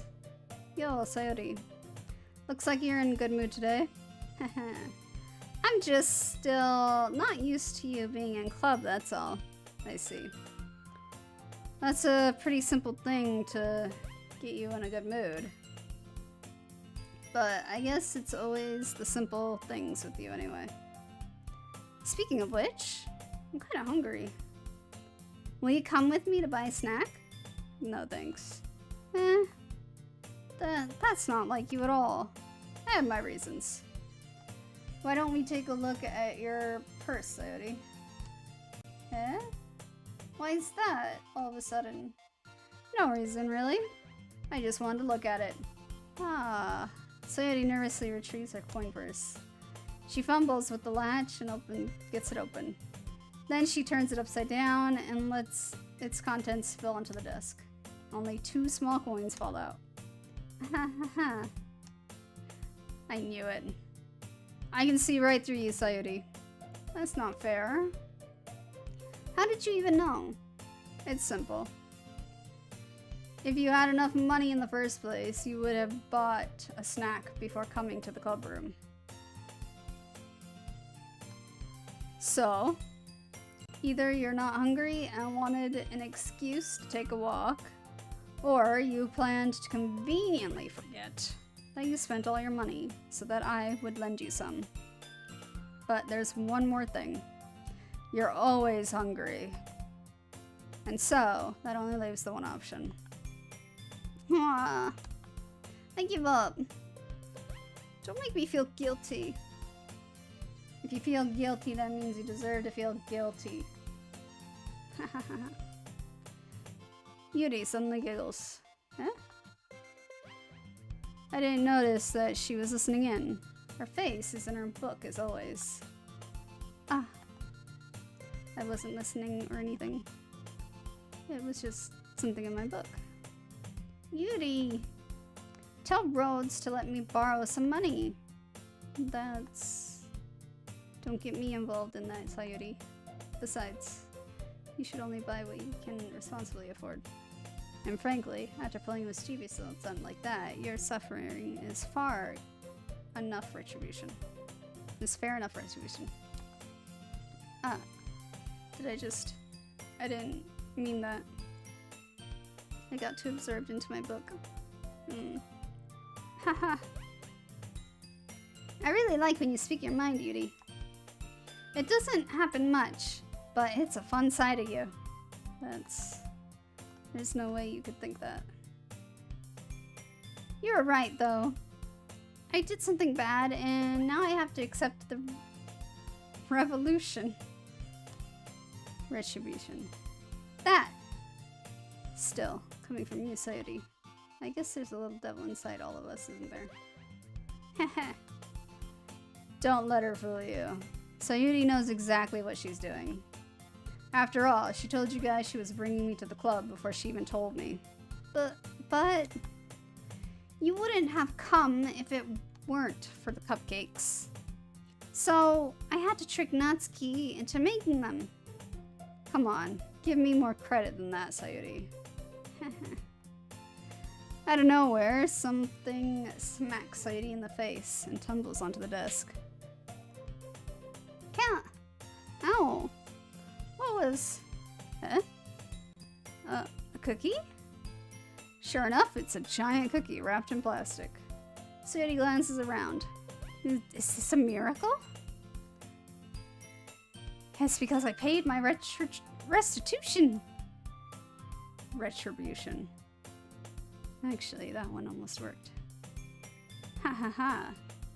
I was just gonna give it to you. But then I heard you blab about the cupcakes. It was totally worth seeing your reaction, though. Haha. Natsuki. That's so nice of you. I'm so happy.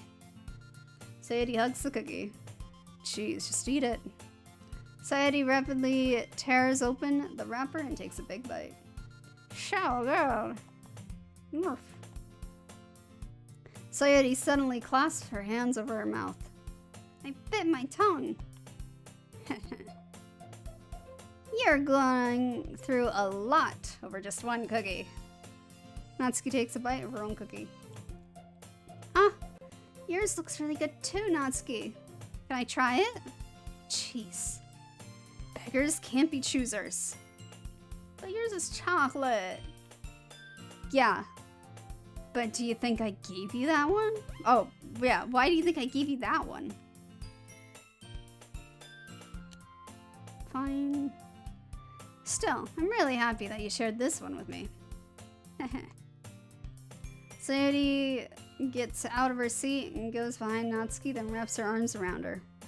Ah, jeez. I get it, I get it. Cookie's still in hand. Natsuki reaches up to nudge Sayori off of her. Sayori suddenly leans down and takes a bite out of Natsuki's cookie. Hey! Did you seriously just do that? Mouthful, Sayori trots away to safety. Yuri and I laugh as well. Jeez, you're such a kid sometimes. Monica, can you just tell Sayori... Natsuki glances around. Monica's in the club room. Ugh. Where's Monica anyway? Good question. Have any of you heard anything about her being late today? Not me. Yeah, I haven't either. That's a bit unusual. I hope she's okay. Of course she's okay. She probably just had something to do today. She's pretty popular after all. Huh? You don't think she has a... I wouldn't be surprised. She's probably more desirable than all of us combined. That's true. Excuse me? Suddenly, the door swings open. Sorry. Super sorry. Ah, there you are. I didn't mean to be late. I hope you guys weren't worried or anything. Eh? Monica chose the club over her boyfriend after all. You're so strong-willed. Boyfriend? What on earth are you talking about? Monica quizzically glances at me. Ah, never mind that. What held you up anyway? Huh. Well, my last period today was study hall. To be honest, I kinda just lost track of time. That makes no sense, though. You would have heard the bell ring, at least. I must not have heard it, since I was practicing piano. Piano? I wasn't aware you played music as well, Monica. I don't really. I kinda just started recently. I've always wanted to learn piano. That's so cool. You should play something for us, Monica. That's... Monica looks at me. Maybe once I get a little bit better, I will. Yay! That sounds cool. I'd also look forward to it. Is that so? In that case, I won't let you down, Rhoads. Monica smiles sweetly. I didn't mean any pressure or anything like that. Haha, don't worry. I've been practicing a whole lot recently. And I'd really love the chance to share once I'm ready. Oh, I need some water.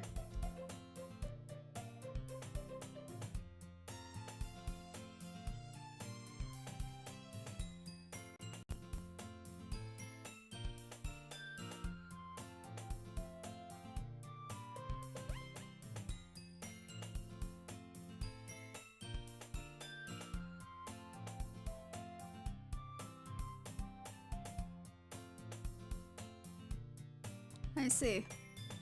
In that case, best of luck. Thanks. I didn't miss anything, did I? Not really. I chose to leave out 𝗿𝗏𝗄𝗏's mischievous escapade. I'm sure Natsuki will end up complaining to her anyway. It looks like everyone has already settled down. 𝗿𝗏𝗄𝗏 somehow already finished her entire cookie. Yuri is back to her book and Natsuki have disappeared into the closet. Ugh. I hear Natsuki utter an exasperated sigh from within the closet. She seems to be annoyed by something. I approach her in case she needs a hand. Oh, we're at the closet. You looking for something in there? Frickin' Monica. She never puts her stuff back in the right spot. What's the point in keeping your collection organized if someone else is just gonna mess it up? Natsuki slides a bunch of stacked books and boxes across the shelf. Manga? You read manga, right? Ah. Sometimes. Manga is one of those things where you can't admit you're really into it until you figure out where the other person stands. So, this completely dates it. Because in the past, this was true. But now, it's super popular to like anime and manga. It's completely flipped. Like, you're kind of the weird one if you're not into it.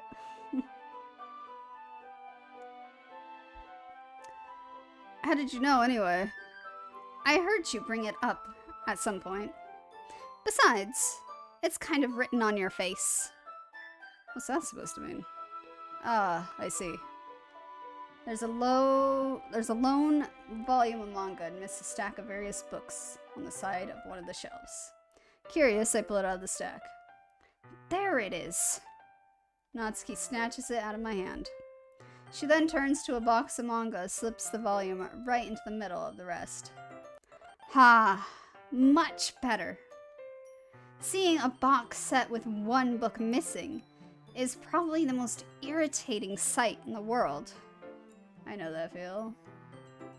I get a closer look at the box set she's admiring. Parfait Girls. It's a series I've never heard of in my life. That probably means it's either way out of my demographic or it's simply terrible. If you're gonna judge, you can go do it through the glass on that door. She points to the classroom door. Hey, I wasn't judging anything. I didn't even say anything. It was the tone of your voice. But I'll tell you one thing, Rhoads. Consider this a lesson straight from the literature club. Don't judge a book by its cover. In fact, Natsuki pulls out the first volume of Parfait Girls from the books. I'm gonna show you exactly why. She shoves the book right into my hands. I stare at the cover. It features 4 girls in colorful attire, striking animated feminine poses. It's exceedingly moe. Don't just stand there. Natsuki grabs my arm and pulls me out of the closet. She then takes a seat against the wall beneath the windowsills. She pats on the ground next to her, signaling me to sit there. Wouldn't chairs be more comfortable? I take my seat. Chairs wouldn't work. You can't read at the same time like that. Huh? Why's that? I guess it's easier to be close together like this. Don't just say that. You'll make me feel weird about it. Natsuki crosses her arms and scooches an inch away from me. Sorry. I didn't exactly expect to be sitting this close to her either. Not that I can say it's a particularly bad thing. I open the book. It's only a few seconds before Natsuki once again inches closer, reclaiming the additional space. Well, she hopes I won't notice. I can feel her peering over my shoulder, much more eager to begin reading than I am. Wow, how long has it been since I read the beginning? You don't go back and flip through the older volumes every now and then? Not really. Maybe sometimes after I've already finished the series. Hey, are you paying attention? I am, but nothing's really happened yet. I can talk at the same time. It looks like it's about a bunch of friends in high school. Typical slice of life affair. I kind of grew out of these, since it's rare for the writing to be entertaining enough to make up for the lack of plot. So, what should I expect from this? Is there going to be a plot? Well, obviously. You think I would enjoy something that didn't have a plot? I mean, well, I guess I know what you're saying. A lot of the beginning is about simple things. Like, there's a really funny chapter where they're obsessed with a guy at the ice cream shop. But that just helps you get to know the characters. And besides, it's still entertaining. But later on, there's all kinds of drama.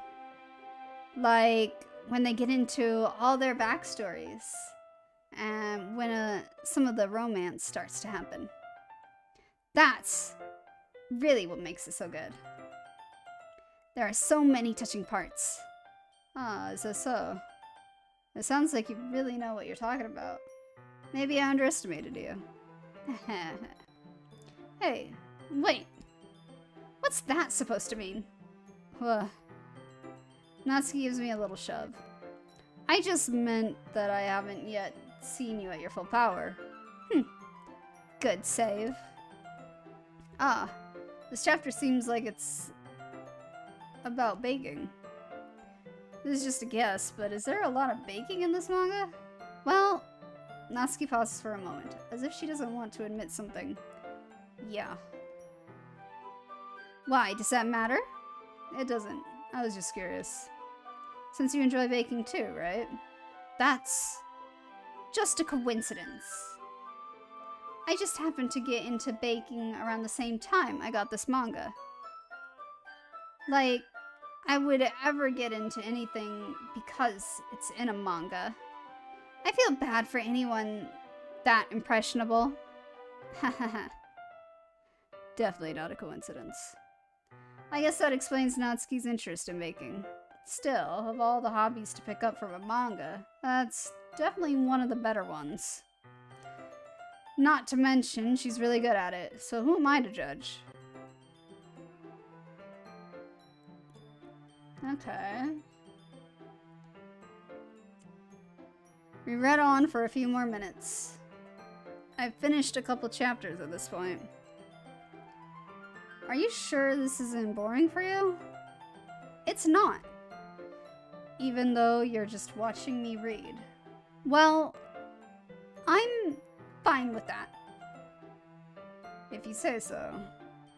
I guess it's fun sharing something you like with someone else. I always get excited when I convince any of my friends to pick up a series I enjoy. You know what I mean? You don't? Whoa, her eyes moved. That's an interesting little detail. That's not... Well, I wouldn't really know. What do you mean?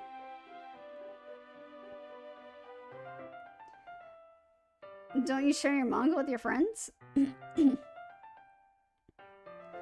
you not rub it? Oh gosh.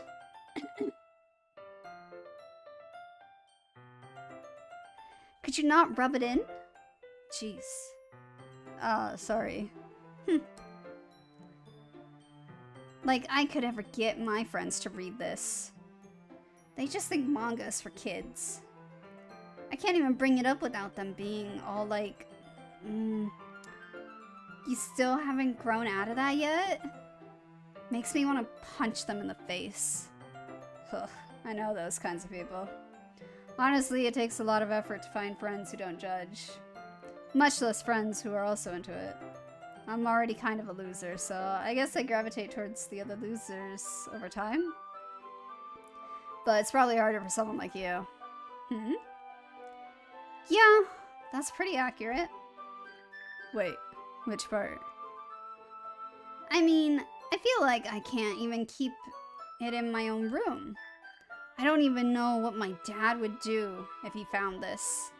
At least it's safe here in the club room. Except Monica was kind of a jerk about it. Ah, I just can't win, can I? Well, it paid off in the end, didn't it? I mean, here I am, reading it. Well, it's not like that solves any of my problems. Maybe. But at least you're enjoying yourself, right? So... Jeez, that's enough. Are you gonna keep reading or what? Yeah. I flipped the page. Suddenly, Natsuki starts laughing. Ha ha ha ha! I totally forgot that happens.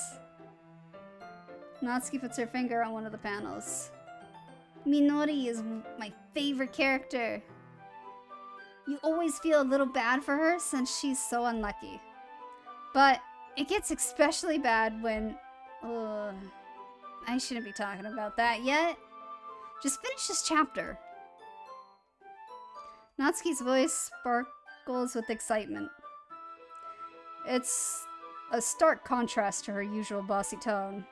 But if she's not used to sharing her favorite manga with her friends, I can understand why. It's hard to express words and feeling you get when connecting with someone like that. And being able to provide that to Natsuki, for whom it's a rare experience. And that makes me smile a little to myself. Okay, everyone. Are you all ready for today's poems? Oh, come on. Could your timing be any worse? Sorry. I just need to make sure we have enough time. Though, you do look pretty cozy over there. Natsuki suddenly notices how close she's gotten to me. She hastily sides herself a good 12 inches away from me. Alright. Guess I'll stop here for now. I close the book and hand it towards Natsuki. You're just giving it back? Don't you want to know what happens? Yeah, but... Monica just said... Don't be dumb. Just take it home with you. Is that really alright? I say that mostly because I really didn't plan on using my spare time to read this. Well, of course. It would take forever to finish if you didn't take it home. Just finish that one before tomorrow, so we can start the next one.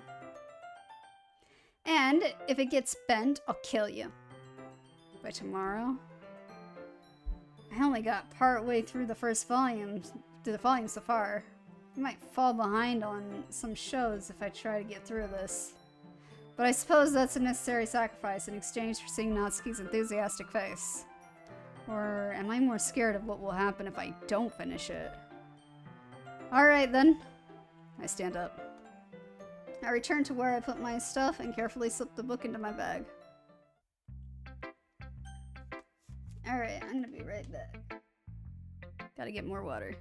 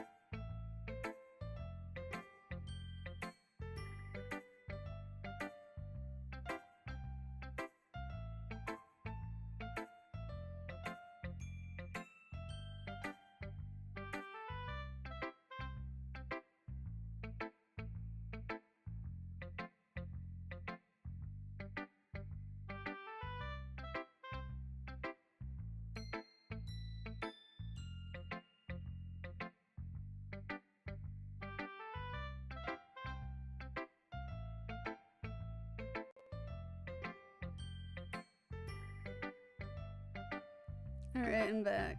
No, I think I maybe broke the connection with the heart monitor being far away too far. Okay, let's try stop, start, stop, stop, search.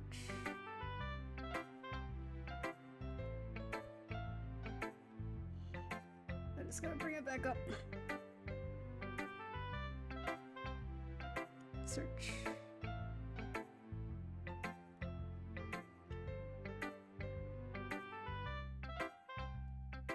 There it goes. Got it. Okay. So who did I go for again? Natsuki. So let's do Natsuki first. So I want to see if it'll give me the achievement.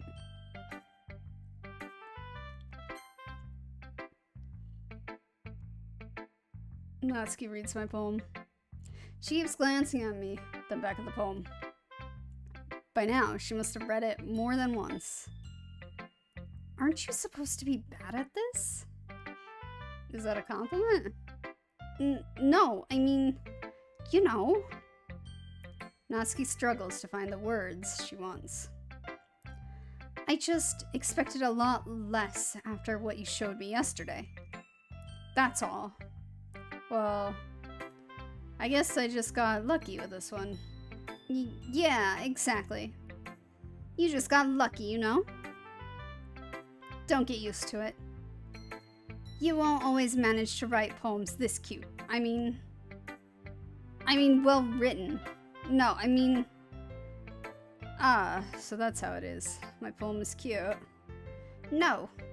Why are you smiling? It's not like I like cute things. Natsuki shoves my poem back towards me. Huh. Reading it again, I decided that it's not so great after all. It's too cute and doki doki. It would only impress, you know, girls who like those kinds of things. Haha. For some reason, Natsuki is incredibly easy to see through. Well, anyway, you're gonna read mine now, right? Judging by your tastes, you'll probably like it a lot. You'll probably learn something too. Don't forget who the real pro is. Alright. Amy likes spiders. You know what I heard about Amy? Amy likes spiders. Icky, wiggly, hairy, ugly spiders. That's why I'm not friends with her. Amy has a cute singing voice. I heard her singing my favorite love song. Every time she sang the chorus, my heart would pound to the rhythm of the words. But she likes spiders. That's why I'm not friends with her. One time, I hurt my leg really bad. Amy helped me up and took me to the nurse. I tried not to let her touch me. She likes spiders. Sorry, that's probably gross. That's why I'm not friends with her. Amy has a lot of friends. I always see her talking to people. She probably talks about spiders. One of her friends start to like spiders too. That's why I'm not friends with her. It doesn't matter if she has other hobbies. It doesn't matter if she keeps it private. It doesn't matter if it doesn't hurt anyone. It's gross. She's gross. The world is better off without spider lovers. And I'm gonna tell everyone. Alright, this one was definitely a weird one. It's kind of funny. It's probably about her, though, liking manga. You know, like replacing spiders with manga. As she feels like she doesn't fit. Especially since we had that conversation with her earlier. I feel like it probably relates, but maybe not. Maybe it's just about spiders. Not bad, right? It's quite a bit longer than yesterday's. Yesterday's was way too short. I was just warming up. I hope you didn't think that was the best I could do. No, of course not. Anyway, the message is pretty straightforward in this poem. I doubt I have to explain it. Sometimes, you can explain complicated issues with much simpler analogies. Yeah, she is very proud. She's a very, very proud person. Proud of her manga, proud of her baking, proud of her poem. Though she keeps calling herself a pro, so I think she wants to be a writer. And it helps people realize how stupid they're being. Like, anyone would agree that the subject of this poem is about an ignorant jerk. Do you know people like that? Of course. It's about how everyone thinks That doesn't matter. It can be about anything. Yeah, alright, so my guess was right. I wrote it to be easy to relate to. Everyone has some kind of weird hobby or a guilty pleasure. Something that you're afraid if people find out, they'd make fun of you or think less of you. But that just makes people stupid. Who cares what someone likes, as long as they're not hurting anyone, and it makes them happy? I think people really need to learn to respect others for liking weird things. Well, you're definitely right. At least, I can relate to that. And I'm sure a lot of other people can too. That's what I do best after all. I don't like writing unless there's a good message to take away from it. Like, conveying emotions is important. But I want to make people think, not just feel. Remember that. I'm gonna write a good one for tomorrow too, so look forward to it. Yeah, we didn't get the achievement. That's dumb. Let's see. Does it give me a clue? 𝗙𝗃 𝗉𝙊𝙉𝙍. No, I don't get a clue. Maybe it's like only the last poem that we do can be a perfect poem. Maybe that's it. Oh well. Let's go down the line then. Society next. Ooh. I like this one, Rhoads. It has some nice feelings in it. Ah, I'm glad. Still though, your tone makes it sound like you liked yesterday's poem better. I guess you caught me. Sometimes you know me a little too well for my own good. Well, don't just try to be nice about it. If I'm doing a bad job, then I'd rather just hear it. No. I still liked this one, I promise. You know, I wouldn't lie to you, Rhoads. Never ever. Yeah, I guess so. What made yesterday's poem so great compared to this one, then? Well, I'm not very good at figuring out if poems are good or bad. But that's why I just go by my heart.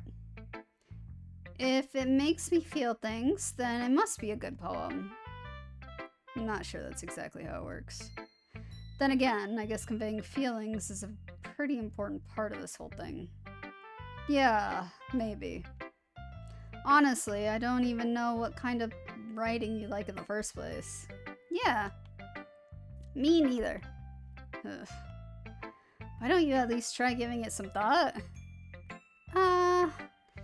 You want to write something for me? That's so sweet. Yeah, right. But you're always thinking about other people. You need to think about yourself once in a while. If you don't, you might end up getting hurt at some point. Eh? Well, I don't really know what you mean, but I'll try to keep it in mind. Well, whatever. Anyway, let's see. I guess I like happy poems. Wait, sometimes I like sad poems too. Sometimes a little bit of both. There's a word for that, right?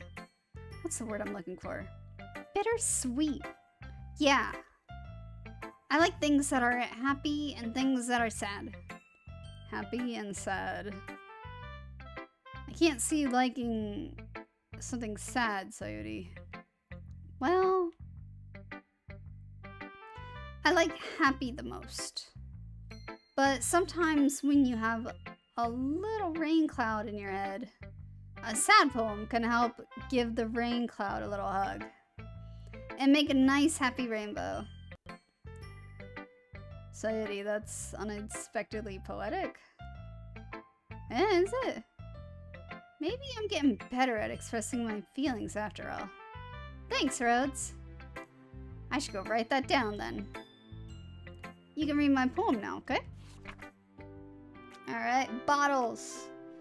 I pop off my scalp like the lid of a cookie jar. It's the secret place where I keep all my dreams. Little balls of sunshine all rubbing together like a bundle of kittens. I'll reach inside of my thumb and forefinger and pluck one out. It's warm and tingly, but there's no time to waste. I put it in a bottle and keep it safe. And I put the bottle on the shelf with all of the other bottles. Happy thoughts, happy thoughts, happy thoughts and bottles all in a row. My collection makes me lots of friends, each bottle a starlight to make amends. Sometimes my friend feels a certain way. Down comes a bottle to save the day. Night after night, more dreams. Friend after friend, more bottles. Deeper and deeper my fingers go. Like exploring a dark cave. Discovering the secrets hiding in the nooks and crannies. Digging and digging. Scraping and scraping. I blow dust off my bottle caps. It doesn't feel like time elapsed. My empty shelf could use some more.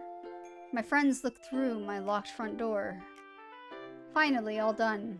I open up and in come my friends. In they come in such a hurry. Do they want my bottles that much? I frantically pull them from the shelf, one after the other, holding them out to each other and every friend. Each and every bottle. But every time I let one go, it shatters against the tile between my feet. Happy thoughts, happy thoughts. Happy thoughts in shards all over the floor. They were supposed to be from my friends who aren't smiling. They're all shouting, pleading, something. But all I hear is echo, echo, echo, echo, echo, inside my head. Yeah, this is definitely about her not really looking out for herself and kind of being defined by the friends around her. So I can see why she might be depressed.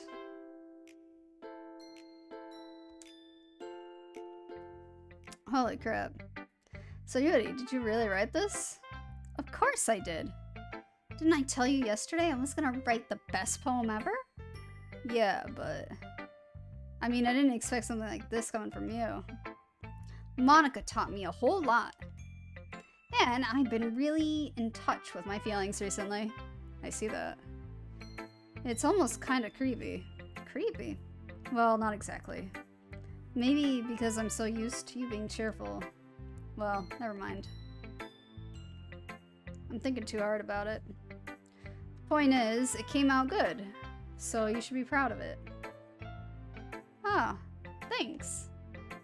I feel like I was meant to express myself this way. It even makes me understand my own feelings a little bit better. Writing is like magic. You've gotten pretty passionate about this, huh? I hope you keep it up. Yeah, writing's the best. I'm gonna keep writing until I die. Alright. She just said die twice. Like, she said die at the beginning and now die here. And then Monica told us to look after her. So, I think she's gonna die. She's probably the first one. Don't get ahead of yourself. 𝗙𝗲𝗍's always had a habit of getting obsessed with something before dropping it no more than a week later. I wonder if this is one of those times. But seeing the passion in her eyes makes it hard for me to be pessimistic. Alright, next is gonna be Yuri. Is it my turn? Let's see how it compares to yesterday's. I see. It's a bit different. I respect you for trying different things, Rhoads. Were you inspired by Natsuki's poem? Or Sayuri's, perhaps?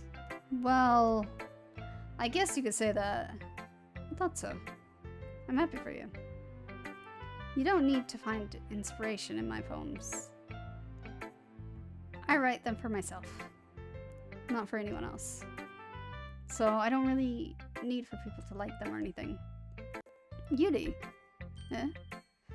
I'm sorry for being blunt, but you're overthinking this a little. Just because our styles are different doesn't mean I dislike your poems. In fact, if I tried to do something in your style, I'd probably just do a terrible job.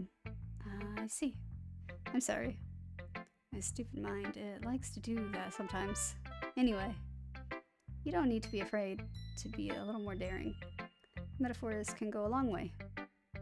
Don't feel like you need to work your brain like turning a bunch of gears. Try letting your mind wander through your feelings and write down the things you see and hear. That's one way to truly enable your reader to see into your mind. It's a very intimate exercise. I see. That's a certainly interesting technique. Thanks for sharing.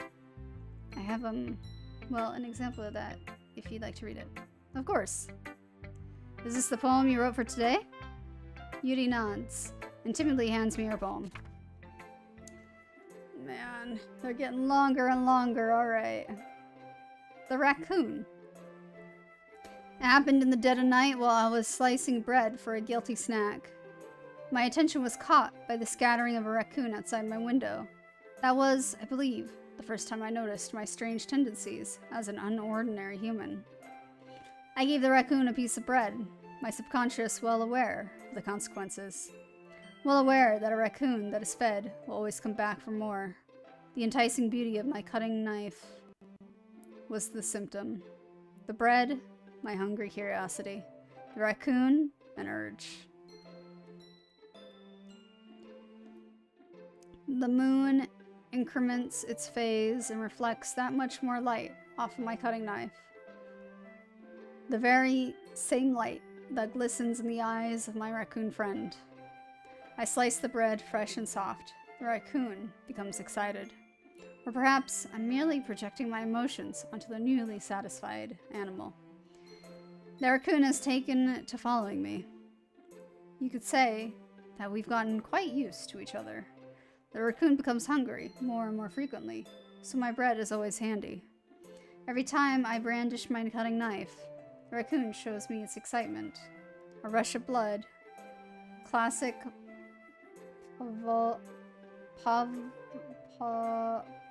I know that word. Pavlovian conditioning. I slice the bread, and I feed myself again. Yeah, this is creepy. It's like she's gonna eventually kill the raccoon, because she keeps talking about the knife. So the raccoon is probably one of the girls, and she's gonna be the killer. I don't know, there's too many people that could be the killer. Well, I guess just two that I think could be the killer.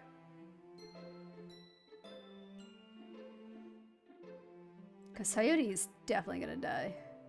She keeps bringing up those flags.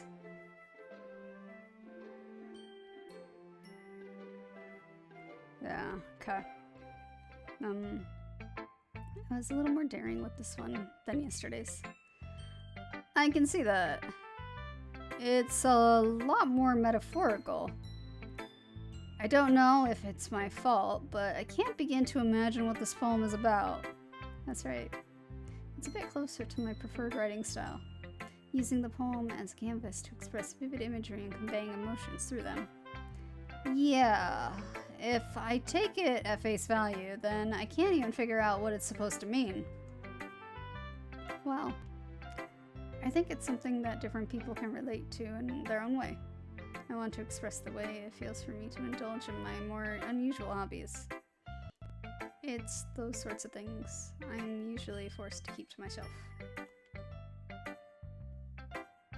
Am I reading guides? Nah, I was only reading it for the poems. I don't have them up.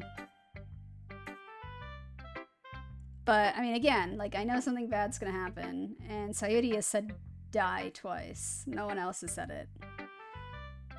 And then she just seems kind of creepy. Like, she's very reserved, but, like, again, she could be a red flag, and it could actually be Monica. That's it, but I don't know. Like, I definitely don't think anything bad of Natsuki, though. Like, she hasn't shown any kind of red flags. Except, she doesn't like Yuri. Like, they have not a very good relationship. But she's not the raccoon, because Yuri likes the raccoon. So my guess is it has to be Sayuri. If the raccoon is actually, like, if that poem is real.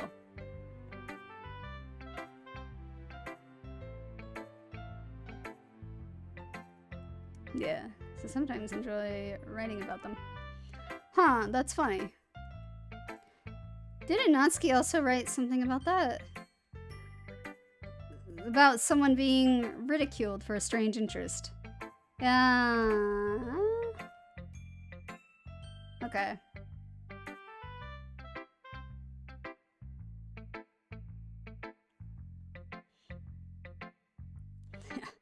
I mean, like, if the poems are not supposed to be anything, it seems like a lot of work put into something that's just doesn't make sense. But I do think the poems mean stuff. Like, there's something there. Definitely. I just don't know what it is because, again, I don't know how this ends. But I just analyze things naturally. So I have a lot of theories, a lot of speculation.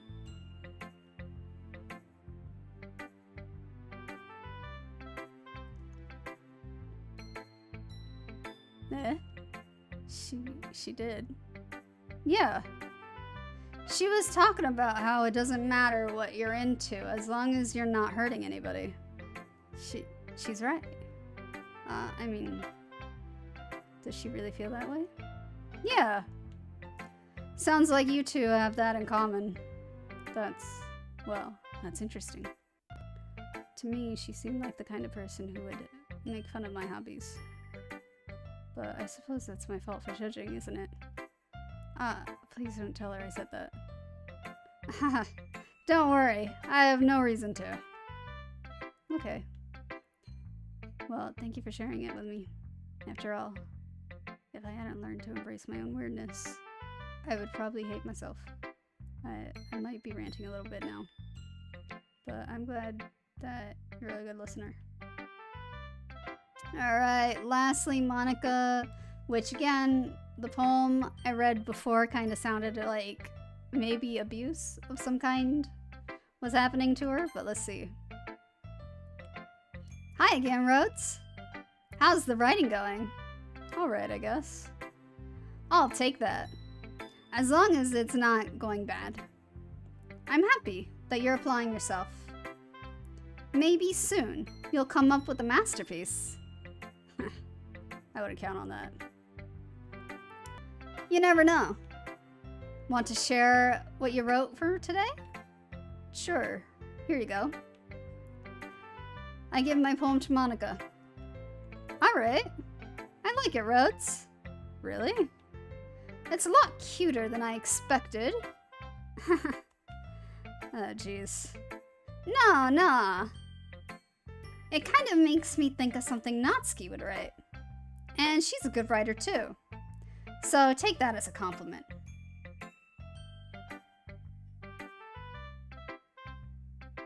Natsuki sounds like something on Reddit. Yeah, I mean, hers is very simple. She does simple things. But they're all very personal about her. So far, Natsuki seems to be the most, like, grounded? Not grounded. Normal? I don't know. Like, whatever problem she has is definitely not the same as these other three. Right? The other three has, like, completely different issues. While Natsuki's is just, I like manga and people think I'm weird. If you say so. Yep. There are lots of poems and stories out there that are no more than a few simple words. They can be funny, endearing, or even sad. And sometimes they're only a few lines long. They might even feel like they're written for kids, but if you think about them, they can express views of the world that would apply to anybody. I see. So you're saying that Natsuki is kind of like that? Sort of. Maybe she's not an expert, but you probably won't find much filler in her poems. They might be easy to write, but they're super challenging to get the meaning through. So I can see why it would be your kind of poem to explore. But anyway, you want to read my poem now? I like the way this one turned out, so I hope you do too. Alright, let's take a look. Ooh, alright. Save me. Okay. Yeah, something's going on with her. The colors, they won't stop. Bright, beautiful colors. Flashing, expanding, piercing. Red, green, blue. Red, green, blue. So not primary colors, okay? An endless cacophony of meaningless noise. The noise, it won't stop. Violent, grating waveforms. Squeaking, screeching, piercing. Sine, cosine, tangent. Like playing a chalkboard on a turntable. Like playing a vinyl on a pizza crust. An endless poem of meaningless load me. I see. Save me, load me, like a game. But meaningless, and then load me as in she wants meaning. Those colors, though. So, colors that she chose. Red, green, blue. Red is like passion. Could be anger, love. Green is usually nature. Blue is like sadness or calm.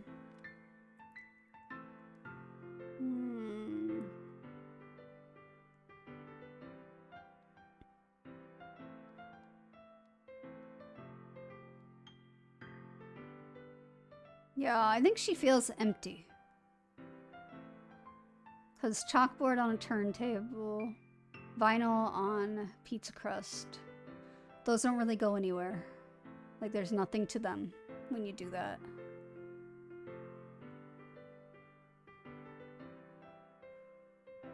And the chalkboard's on the turntable while the vinyl's on a pizza crust. But the pizza crust doesn't go with a turntable or a chalkboard.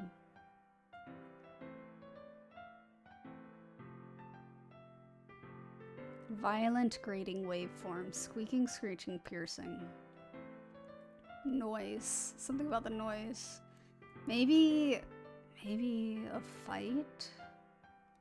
Maybe she's in a household that fights?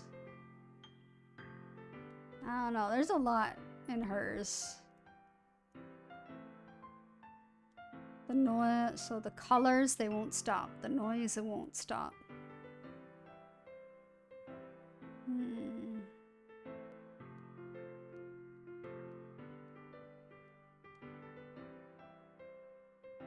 I don't know.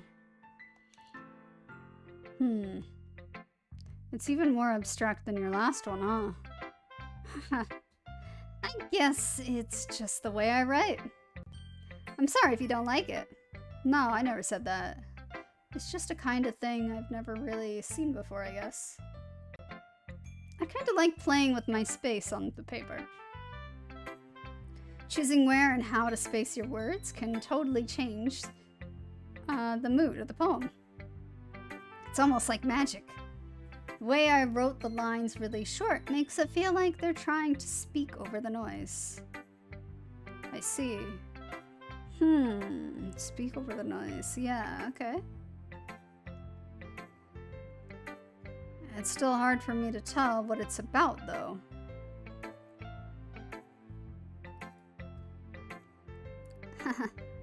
Sometimes asking what a poem is about isn't the right question. A poem can be as abstract as a physical expression of the feeling. or a conversation with the reader. So putting it that way, not every poem is about something. Anyway, here's Monica's writing tip of the day. Sometimes you'll find yourself facing a difficult decision. When that happens, don't forget to save your game. You never know when you might change your mind, or when something unexpected may happen. Wait, is the tip even about writing? What am I even talking about? So that's my advice for today. Thanks for listening. Okay, so I guess that means we should save. Sure, let's save. Save. Let's do it in this slot. There we go. Okay, everyone. We're all done reading each other's poems, right? I have something extra planned today, so if everyone could just come sit at the front of the room. Is this about the festival? Well, sort of. Ugh. Do we really have to do something for the festival? It's not like we can put together anything good in just a few days. We'll just end up embarrassing ourselves instead of getting any new members. That's a concern of mine as well. I don't really do well with last-minute preparations. Don't worry so much. We're going to keep it simple, okay? We won't need much more than a few decorations. 𝗙𝗍𝗍 has been working on posters, and I've designed some pamphlets we can give out during the event. Okay. That's great and all, but that doesn't tell us what we're actually going to be doing for the event. Sorry. I thought you heard about it already. We're going to be performing. Performing? Monica? Yeah. We're going to be having a poetry performance. Each of us are going to choose a poem to recite during the event. But the cool part is, we're also going to let anyone else come up and recite poems too. 𝗙𝗍𝗍's putting it all on the posters in case anyone wants to prepare ahead of time. 𝗙𝗍𝗍, who's been coloring a poster, holds it up for us to see. Are you kidding me, Monica? You didn't already start putting those posters up, did you? Well, I did. Do you really think it's that bad of an idea? Well, no. It's not a bad idea. But I didn't sign up for this, you know. There is no way I'm going to be performing in front of a group of people like that. I agree with Natsuki. I could never in my life do something like that. Imagining it, Yuri shakes her head in fear. Guys? No, 𝗙𝗍𝗍, I understand where they're coming from. Remember that Natsuki and Yuri have never shared their poems with anyone until just a couple days ago. It's a lot to ask for them to recite their poems out loud to a whole room full of people. I guess I kind of overlooked that. So I'm sorry. But I still think we should give it our best. We're the only ones responsible for the fate of this club. If we start the event and each put on a good performance, then we will inspire others to do the same.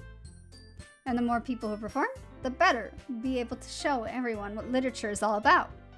Yeah, it's about expressing your feelings, being intimate with it yourself, finding new horizons, and having fun. That's right.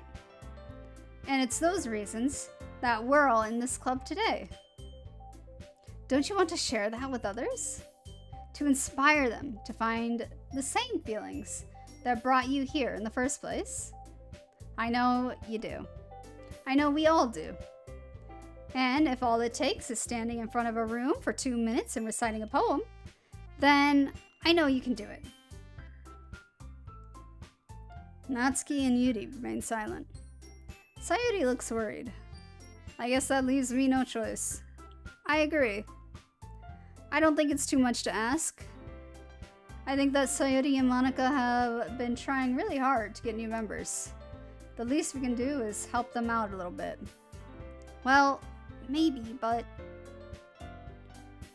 It looks like Natsuki doesn't have any arguments left. Okay, fine. I guess I'll just have to get it over with. Alright. Thanks, Natsuki. What about you, Yuri? Yuri dejectedly glances around at everyone else's expectant faces. I guess I don't really have a choice. Haha, that's everyone! You're the best, Yuri. This club is seriously going to be the death of me. Oh, Yuri just said that. But that's one tally to Yuri, but still 2 to Sayuri. So, Oh gosh. You'll be fine, Yuri. But anyway, let's move on to the main event. I want each of you to choose a poem of yours. We're going to practice reciting them in front of each other. No way. Monica. This is too sudden. Well, if you can't recite your poem in front of the club, how do you expect to do it in front of strangers? Oh no. Don't worry. I'll start off to help everyone feel a little more comfortable. Can I go next? Haha, of course. Now let's see. Monica flips through her notebook to the specific poem she had in mind for herself. She then stands behind the podium.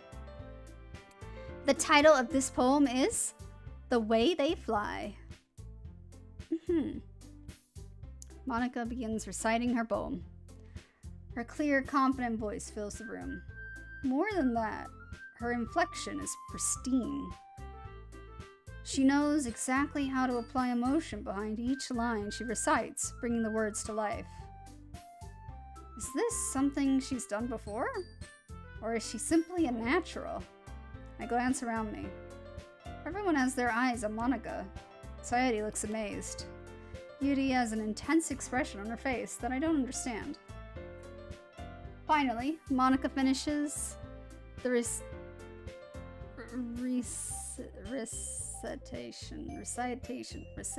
recitation. The 4 of us applaud. Monica takes a breath and smiles.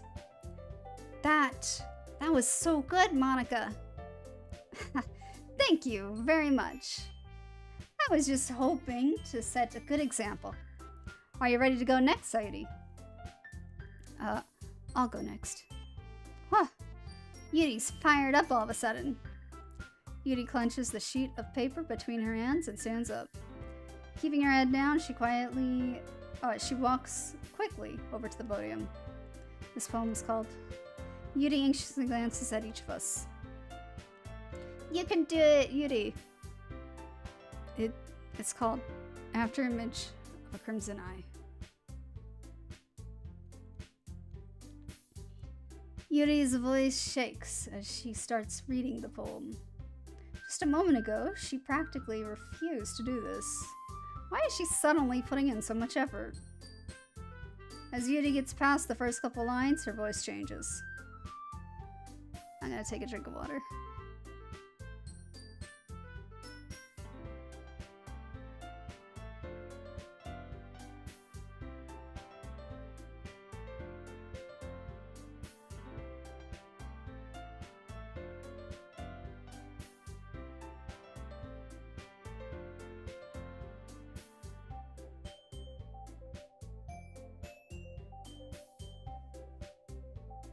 It's almost like what happens when Yuri gets absorbed into her books. Her quivering words transform into the sharp syllables of a fierce and confident woman. The poem is full of twists and turns as its structure that she enunciates with perfect timing. This must be a rare glimpse into the whirling fire Yuri keeps concealed inside her head. Suddenly, she's finished. Everyone is stunned. Yuri snaps back into reality and glances around her, as if she bewildered even herself.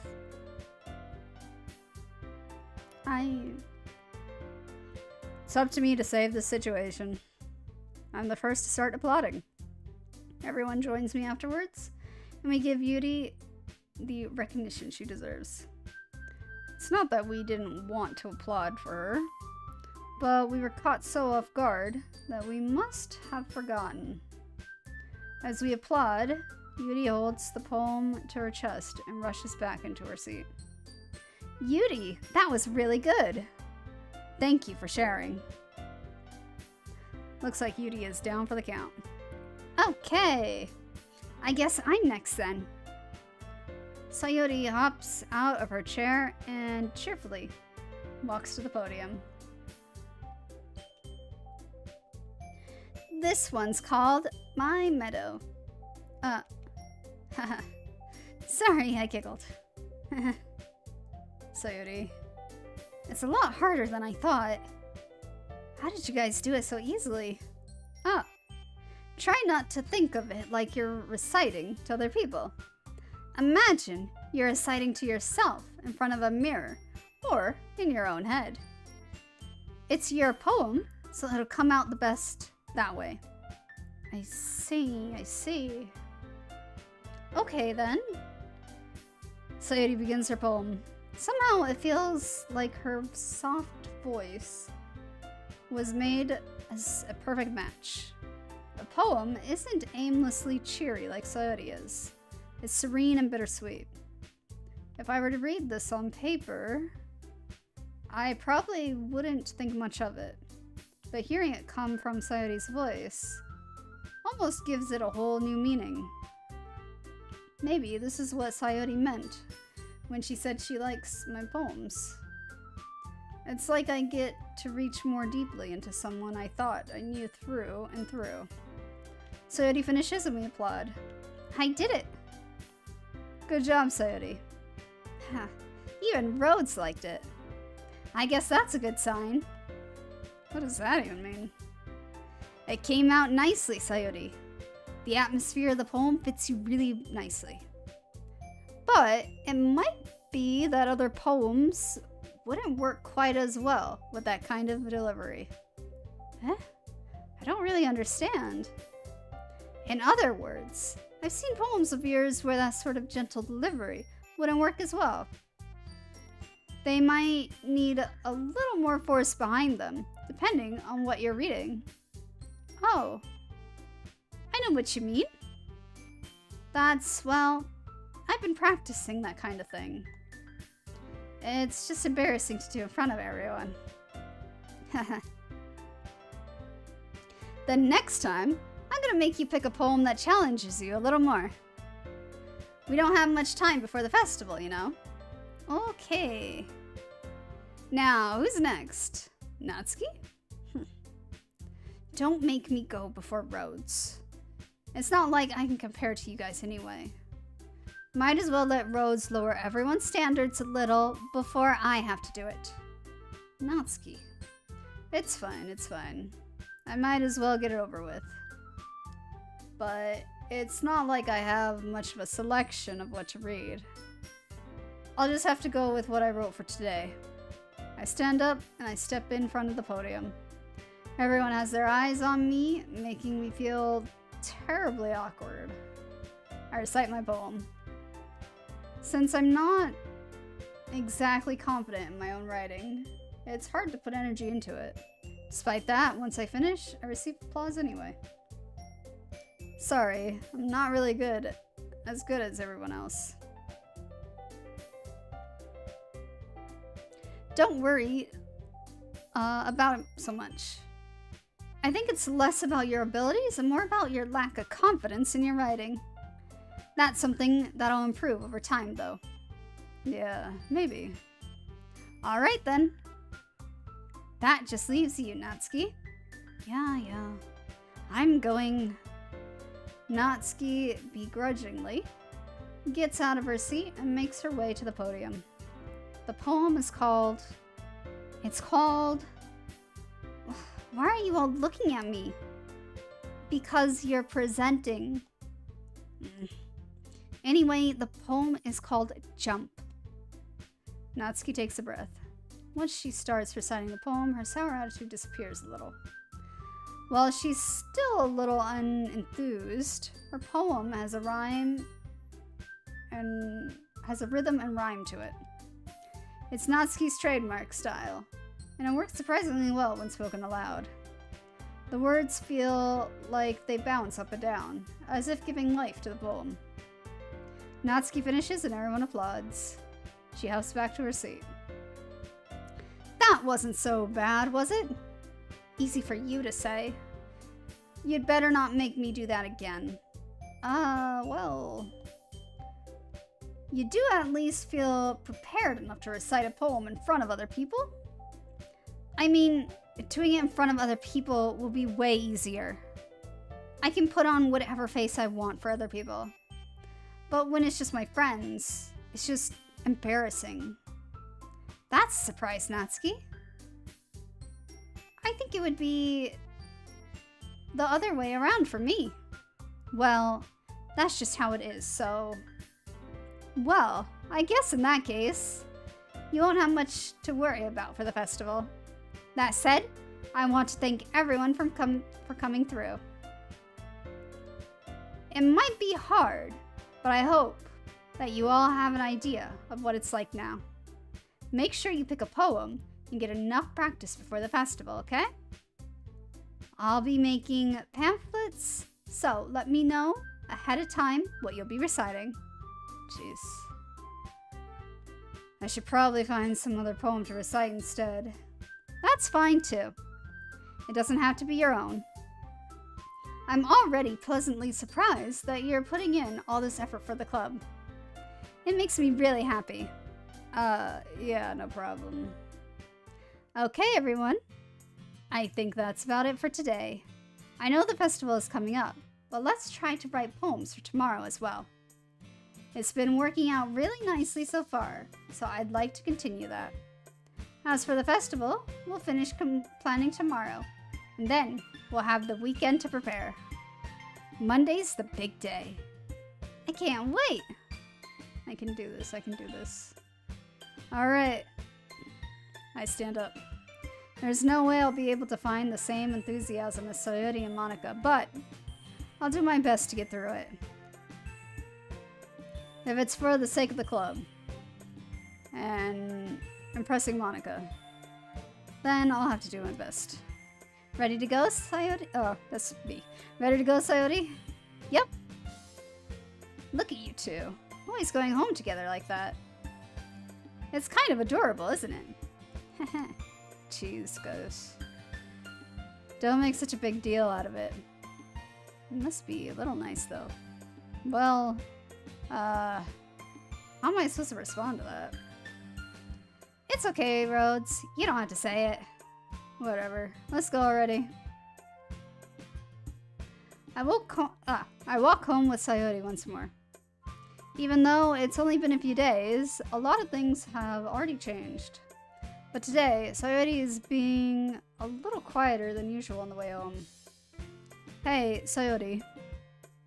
Sorry, I was spacing out. Oh, no wonder. I was thinking about something from earlier. I like how we get to...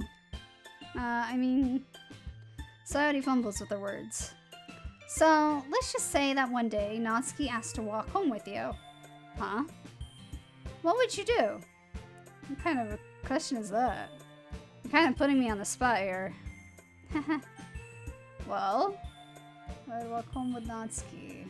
I would still walk home with Sayori. I don't even know where Natsuki lives.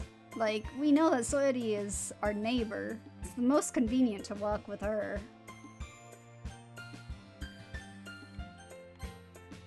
Sayori, you really think I would ditch you for Natsuki? Huh? But she's so cute and fun to be around. Jeez. I already see her in the club every day. Besides, you always seem to really like going home together. I wouldn't just ruin that for you. You're so silly, Rhoads. You think about me too much sometimes. Natsuki would deserve it if she wanted it, so... Sorry, I've already made up my mind. I really can't figure you out sometimes. Sorry. Besides, what's the point in speculating something that's never going to happen? The conversation trails off. It's kind of a weird thing for Sayori to care so much about. But I want to respect her and keep her happy, so, too. Then again, the festival is only a few days away. Who knows what will happen in that time. Alright. Let's save. Oh, I can't do the... Okay. I'll do it in this empty slot then.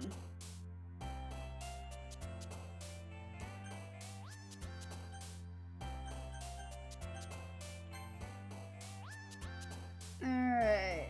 I think that's as much as my throat can handle with reading. So I'm gonna go ahead and stop there. Nothing serious has happened yet, but it seems like it will start to pick up. Probably everything is gonna happen during the festival, is my guess.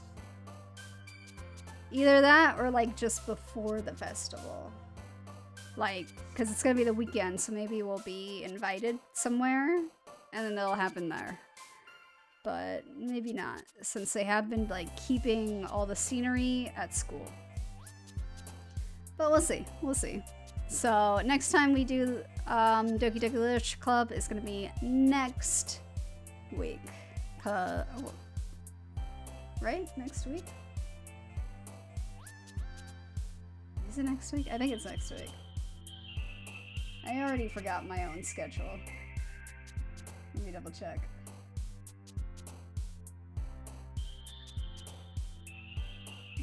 Yeah, next Wednesday, because I have Doki Doki as Wednesdays.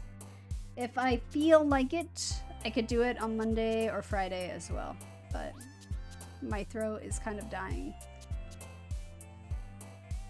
Beware of spoilers. I feel like if I haven't ran into spoilers already, I'm not going to. I do want to look up this poem thing though. So that's really the only thing I'm probably going to look up, since it's the only achievement that I can actually see. Perfect poem for Sayori, perfect poem for Natsuki, perfect poem for Yuri, perfect poem for Monika. And then apparently there's side stories.